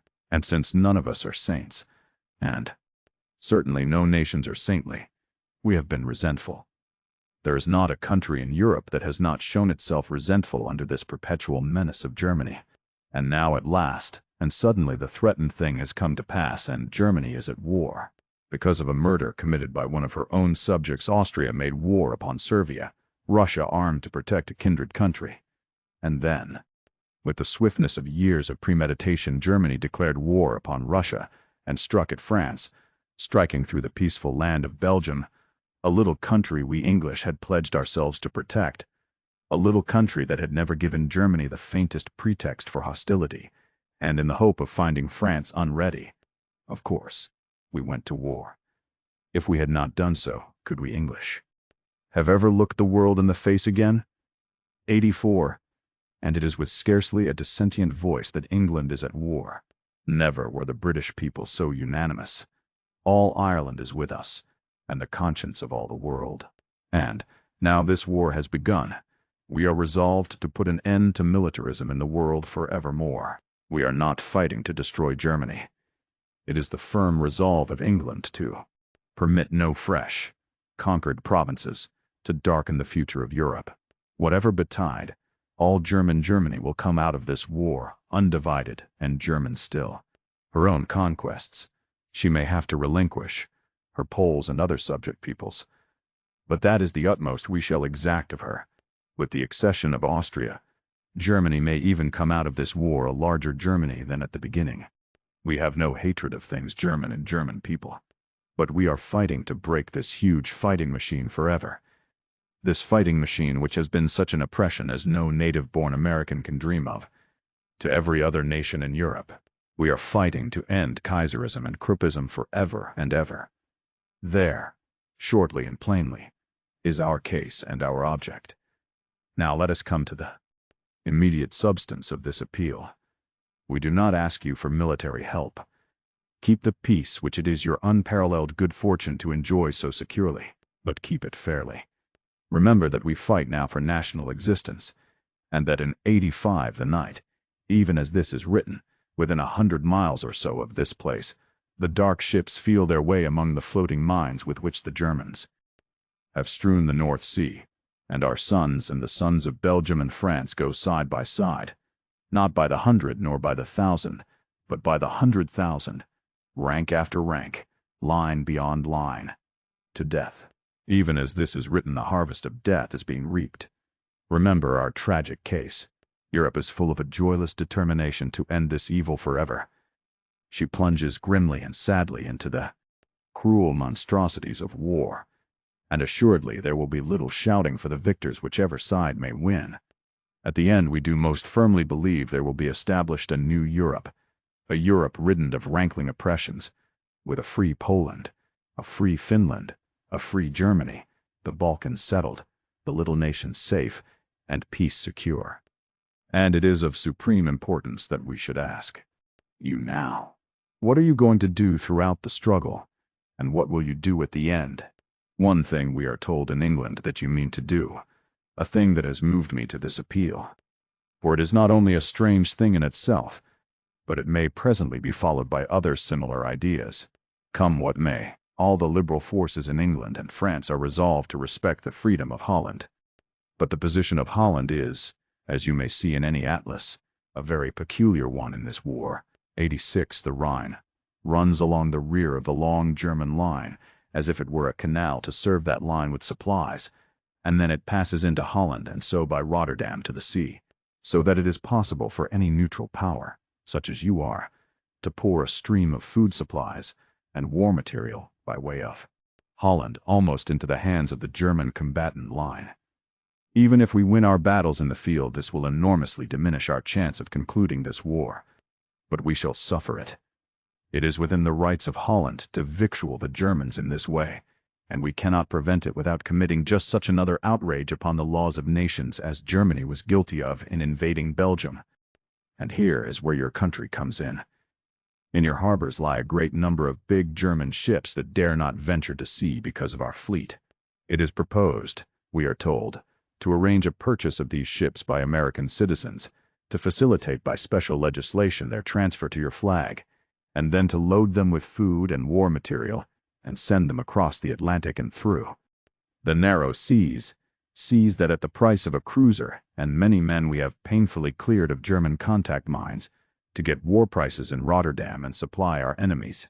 It is, we confess, a smart thing to do. It will give your people not only huge immediate profits but a mercantile marine at one coup. It will certainly prolong the war, and so at 87 will mean the killing and wounding of scores of thousands of young Germans, Englishmen, Frenchmen, and Belgians, who might otherwise have escaped. It is within your legal rights, and we will tell you plainly now that we shall refuse to quarrel with you about it.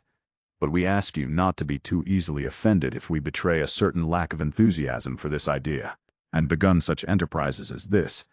What are you going to do for mankind and the ultimate peace of the world? You know that the Tsar has restored the freedom of Finland and promised to reunite the torn fragments of Poland into a free kingdom. But probably you do not know that he and England have engaged themselves to respect and protect from each other and all the world the autonomy of Norway and Sweden, and of Sweden's vast and tempting stores of mineral wealth close to the Russian boundary. We ask you not to be too cynical about the Tsar's promises, and to be prepared to help us and France and him to see that they become real. And this, with regard to Scandinavia, is not only Russia's promise but ours. This is more than a war of armies. It is a great moral upheaval, and you must not judge of the spirit of Europe today by the history of her diplomacies. When this war is ended, all Europe will cry for disarmament. Are you going to help then, or are you going to thwart that cry? In Europe we shall attempt to extinguish that 88 huge private trade in war material, that Kruppism, which lies so near the roots of all this monstrous calamity. We cannot do that unless you do it too. Are you prepared to do that? Are you prepared to come into a conference at the end of this war to ensure the peace of the world, or are you going to stand out, make difficulties for us out of our world perplexities, snatch advantages, carp from your infinite security at our allies, and perhaps in the crisis of our struggle pick a quarrel with us upon some secondary score? Are you indeed going to play the part of a merely numerous little people, a cute trading, excitable people? Or are you going to play the part of a great nation in this life and death struggle of the old world civilizations? Are you prepared now to take that lead among the nations to which your greatness and freedom point you? It is not for ourselves we make this appeal to you. It is for the whole future of mankind, and we make it with the more assurance because already your government has stood for peace and the observation of treaties against base advantages. Already the wounds of our dead cry out to you. Chapter 10. Common Sense and the Balkan States. The Balkan states never have been a problem. They have only been a part of a problem. That is why no human being has ever yet produced even a paper solution acceptable to another human being. The attempt to settle Balkan affairs with the Austro-Hungarian Empire left out of the problem has been like an attempt to deal with a number of hospital cases in which the head and shoulders of one patient, the legs of another, the abdomen of a third had to be disregarded. The bulk of the Servian people and a great mass of the Romanians were in the Austro-Hungarian system, and it was the Austrian bar to any development of Servia towards the Adriatic that forced that country back into its unhappy conflict with Bulgaria. Now everything has altered. English people need trouble no longer about Austrian susceptibilities, and not merely our interests but our urgent necessities march with the reasonable ambitions of the 4 Balkan nations. Let us begin by clearing away a certain amount of 90 nonsense that is said and believed by many good people about 2 of these states. It is too much the custom to speak and write of Servia and Bulgaria as though they were almost hopelessly barbaric and criminal communities, incapable of participation in the fellowship of European nations. The murder of the late King and Queen of Servia, the assassination of Sarajevo, the foolish onslaught of Bulgaria upon Servia that led to the breakup of the Balkan League, and the endless cruelties and barbarities of the warfare in Macedonia are allowed to weigh too much against the clear need of a reunited Greater Servia, a restored Bulgaria, and the reasonable prospect of a rehabilitated Balkan League. Now there is no getting over the hard facts of these crimes and cruelties, but they have to be kept in their proper proportion to the tremendous issues now before the world. Let us call in a few figures that will fix the scale. The Servian people number altogether over 10 millions, the Romanians as many. There are more than 20 million Poles, and perhaps 7 millions Bulgarians. The Czechs and Slovenes total 6 or 7 millions, the Magyars exceed 10 millions, and the Ruthenians still under Austrian control 4 millions.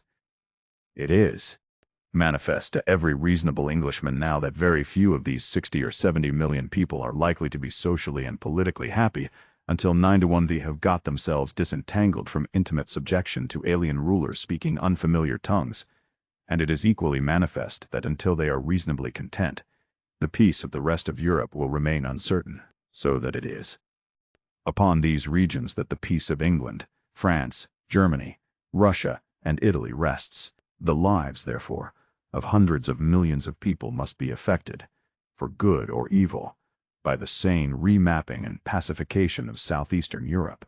In that sane remapping and pacification we are, in fact, dealing with matters so gigantic that the mere assassination of this person or the murder of that dwindles almost to the vanishing point. It is surely preposterous that the murder of an unwise young king, who subordinated his nation's destinies to a romantic love affair, a murder done, not by a whole nation, not even by a mob, but by less than 100 officers, who were at least as patriotic as they were cruel, or even the net of conspiracy that killed the Archduke Franz Ferdinand, should stand in the way of the liberation and unity of millions of Serbs who were as innocent of these things as any Wiltshire farmer. All nations have had their criminal and sanguinary phase. The British and American people who profess such a horror of Servia's murders and Bulgaria's massacres must be blankly ignorant of the history of Scotland and Ireland and the darker side of the Red Indians' destiny. 92 If murder conspiracy was hatched in Servia, were there no Fenians in Ireland and America? We English, at any rate, have not let the highly organized Phoenix Park murders drown the freedom of Ireland forever, or cause a war with America. The sooner we English and Americans clear our minds of this self-righteous cant against the whole Servian race because of a few horrors inevitable in a state of barbaric disturbance, the sooner we shall be able to help these peoples forward to the freedom and security that alone can make such barbarities impossible. It would be just as reasonable to vow undying hatred and pitiless vengeance against the whole German-speaking race, of 70 millions or so, because of the burning and killing in Liège. Stifled nations, outraged races, are the fortresses of resentful cruelty. This war is no cinematograph melodrama. The deaths of Queen Draga and the Archduke Franz Ferdinand are scarcely in this picture at all. It is not the business of statecraft to avenge the past, but to deal with the possibilities of the present and the hope of the future. And the open possibility of the present is for us to bring about a revival of the Balkan League and identify ourselves with the reasonable hopes of these renascent peoples. In that revival, England may play an active and directing part. The breakup of the First Balkan League was a deep disappointment, 93 to liberal opinion throughout the world. But it was not an irrevocable disaster. The wonder was, indeed, not the rupture but the union. And the rupture itself was very largely due to the thwarting of Serbia, not by her associates, but by Austria. Now Austria is out of consideration. For Romania, and for each of the three Balkan powers, there is a plain, honorable, and reasonable advantage in a common agreement and concerted action with us now. There are manifest compensations for Greece and Epirus and the islands, and we can spare it. Cyprus. For Bulgaria there is a generous rectification of Macedonia. The natural expansion of the two northern states has been already indicated, and should Turkey be foolish and blunder at this crisis, then further very natural and quite desirable readjustments become possible. What holds these states back from concerted action on our side now is merely the distrusts and enmities left over from the breakup of the First Balkan League. They will not readily trust one another again, but they would trust England. They would sit down now at a conference in which England and Russia and Italy were represented, and to which England and Russia and Italy would bring assurances of a permanent settlement and arrange every detail of their prospective boundaries in a day. They would arrange a peace that would last a century. England could do more than reconcile. She could finance. 94. And the attack upon Vienna and the German rear would then be reinforced immediately by 600,000 or 700,000 seasoned soldiers. Moreover, it is scarcely possible that Italy could refuse to come into this war if a reunited Balkan League did so. With the Servians in Dalmatia, it would be scarcely possible to keep the Italians out of Trieste and Fiume, and long before that earnestly awaited Russian avalanche won its way to Berlin, this southern attack might be in Vienna. The time when the scope of this war could be restricted is past long ago, and every fresh soldier who goes into action now shortens the agony of Europe. But it is not with the immediate military advantages of a Balkan League that I am most concerned. A Balkan League of peace, for mutual protection, will be an absolute necessity in a regenerated Europe. It is necessary for the tranquility of the world.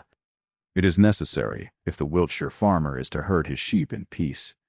It is necessary if people are to be prosperous and happy in Chicago and Yokohama. Perhaps Balkan League is now an insufficiently extensive word, since Romania is not in the Balkan Peninsula, and Italy must necessarily be involved in any enduring settlement.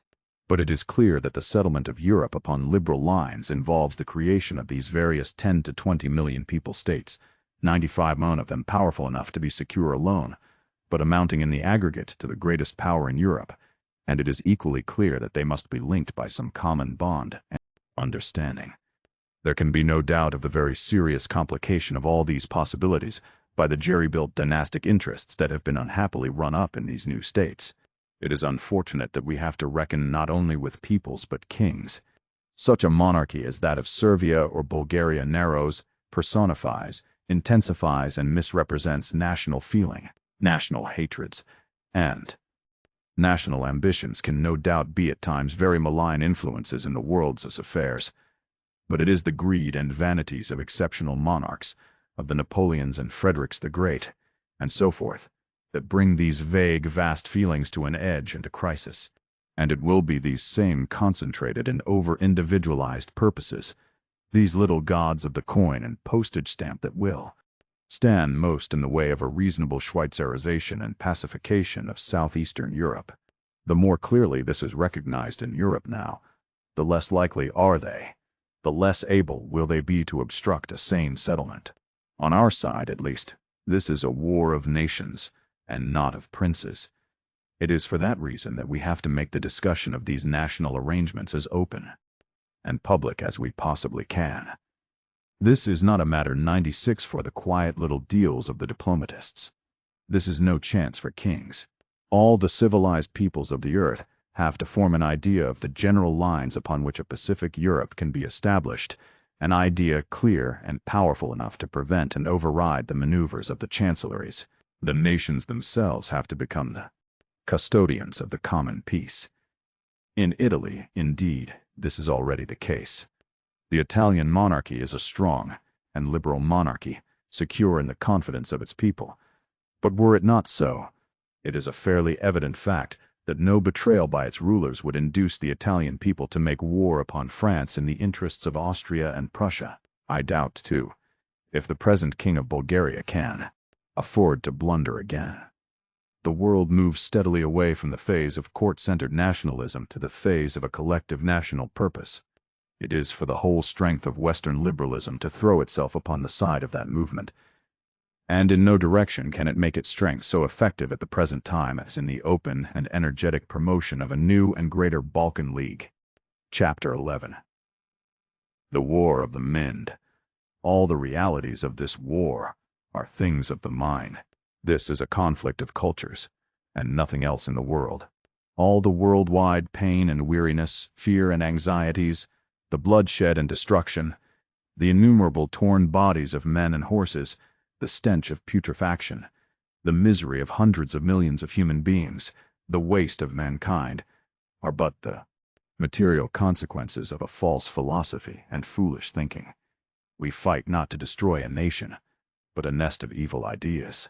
We fight because a whole nation has become obsessed by pride, by the cant of cynicism and the vanity of violence, by the evil suggestion of such third-rate writers as Gobineau and Stuart Chamberlain, that they were a people of peculiar excellence destined to dominate the earth, by the base offer of advantage in cunning and treachery held out by such men as Delbruck and Bernhardi, by the theatricalism of the Kaiser, and by two stirring songs about Deutschland and the Rhine.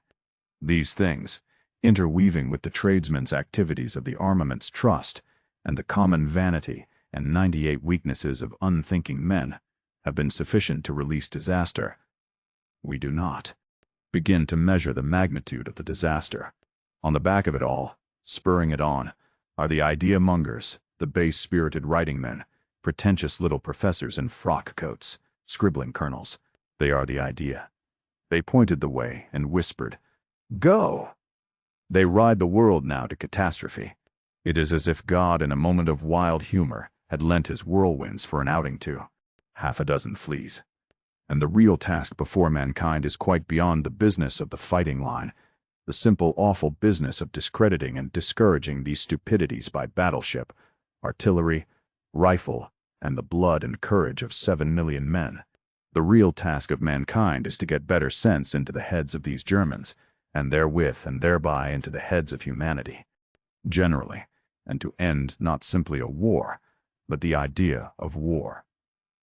What printing and writing and talking have done, printing and writing and talking can undo. Let no man be fooled by bulk and matter. Rifles do but kill men, and fresh men are born to follow them. Our business is to kill ideas. The ultimate purpose of this war is propaganda, the destruction of certain beliefs, and the creation of others. It is to this propaganda that reasonable men must address themselves. And when I write propaganda, I do not for a moment mean the propaganda with which the name of 99 Mr. Norman Angell is associated. This great modern gospel that war does not pay. That is indeed the only decent and attractive thing that can still be said for war. Nothing that is really worth having in life does pay. Men live in order that they may pay for the unpaying things. Love does not pay. Art does not pay. Happiness does not pay. Honesty is not the best policy. Generosity invites the ingratitude of the mean. What is the good of this huckster's argument? It revolts all honorable men. But war, whether it pay or not, is an atrociously ugly thing, cruel, destroying countless beauties. Who cares whether war pays or does not pay? When one thinks of some obstinate Belgian peasant woman being interrogated and shot by a hectoring German officer, or of the weakly whimpering mess of some poor hovel with little children in it, struck by a shell, even if war paid 12.5% per annum forever on every pound it cost to wage, would it be any the less a sickening abomination to every decent soul? And, moreover, it is a bore. It is an unendurable bore. War, and the preparation for war, the taxes, the drilling, the interference with every free activity, the arrest and stiffening up of life, the obedience to third-rate people in uniform, of which Berlin-struck Germans have been the implacable exponents, have become an unbearable nuisance to all humanity. Neither Belgium nor France nor Britain is fighting now for 100 glory or advantage. I do not believe Russia is doing so. We are all, I believe, fighting in a fury of resentment, because at last, after years of waste and worry to prevent it, we have been obliged to do so. Our grievance is the grievance of every decent life-loving German, of every German mother and sweetheart who watched her man go off under his incompetent leaders to hardship and mutilations and death. And our propaganda against the Prussian idea has to be no vile argument to the pocket, but an appeal to the common sense and common feeling of humanity. We have to clear the heads of the Germans and keep the heads of our own people clear about this war. Particularly is there need to dissuade our people against the dream of profit filching, the war against German trade. We have to reiterate over and over again that we fight, resolve that at the end no nationality shall oppress any nationality or language again in Europe forever. And by way of illustration, we want not those ingenious arrangements of figures that touch the angel imagination, but photographs of the Kaiser in his glory at a review, and photographs of the long, unintelligent, sidelong face of the Crown Prince, his son, photographs of that great original Krupp taking his pleasures at Capri, and to set beside these, photographs pitilessly showing men killed and horribly torn upon the battlefield, and men crippled and women and men murdered, and homes burnt, and, to one verge of indecency, all the peculiar filthiness of war. And the case that has thus to be stated has to be brought before the minds of the Germans, of Americans, of French people, and English people, of Swedes and Russians and Italians as our common evil, which, though it be at the expense of several governments, we have to end. Now, how is this literature to be spread? How are we to reach the common people of the Western European countries with these explanations, these assurances, these suggestions that are necessary for the proper ending of this war? I could wish we had a government capable of something more articulate than wait and see, a government that dared confess a national intention to all the world. For what a government says is audible to all the world. King George, too, has the ear of 1,000 million people. If he saw fit to say simply and clearly what it is we fight for and what we seek, his voice would be heard universally, through Germany, through all America. No other voice has such penetration. He has told us, watching the war with interest. But that is not enough. We could have guessed that, knowing his spirit.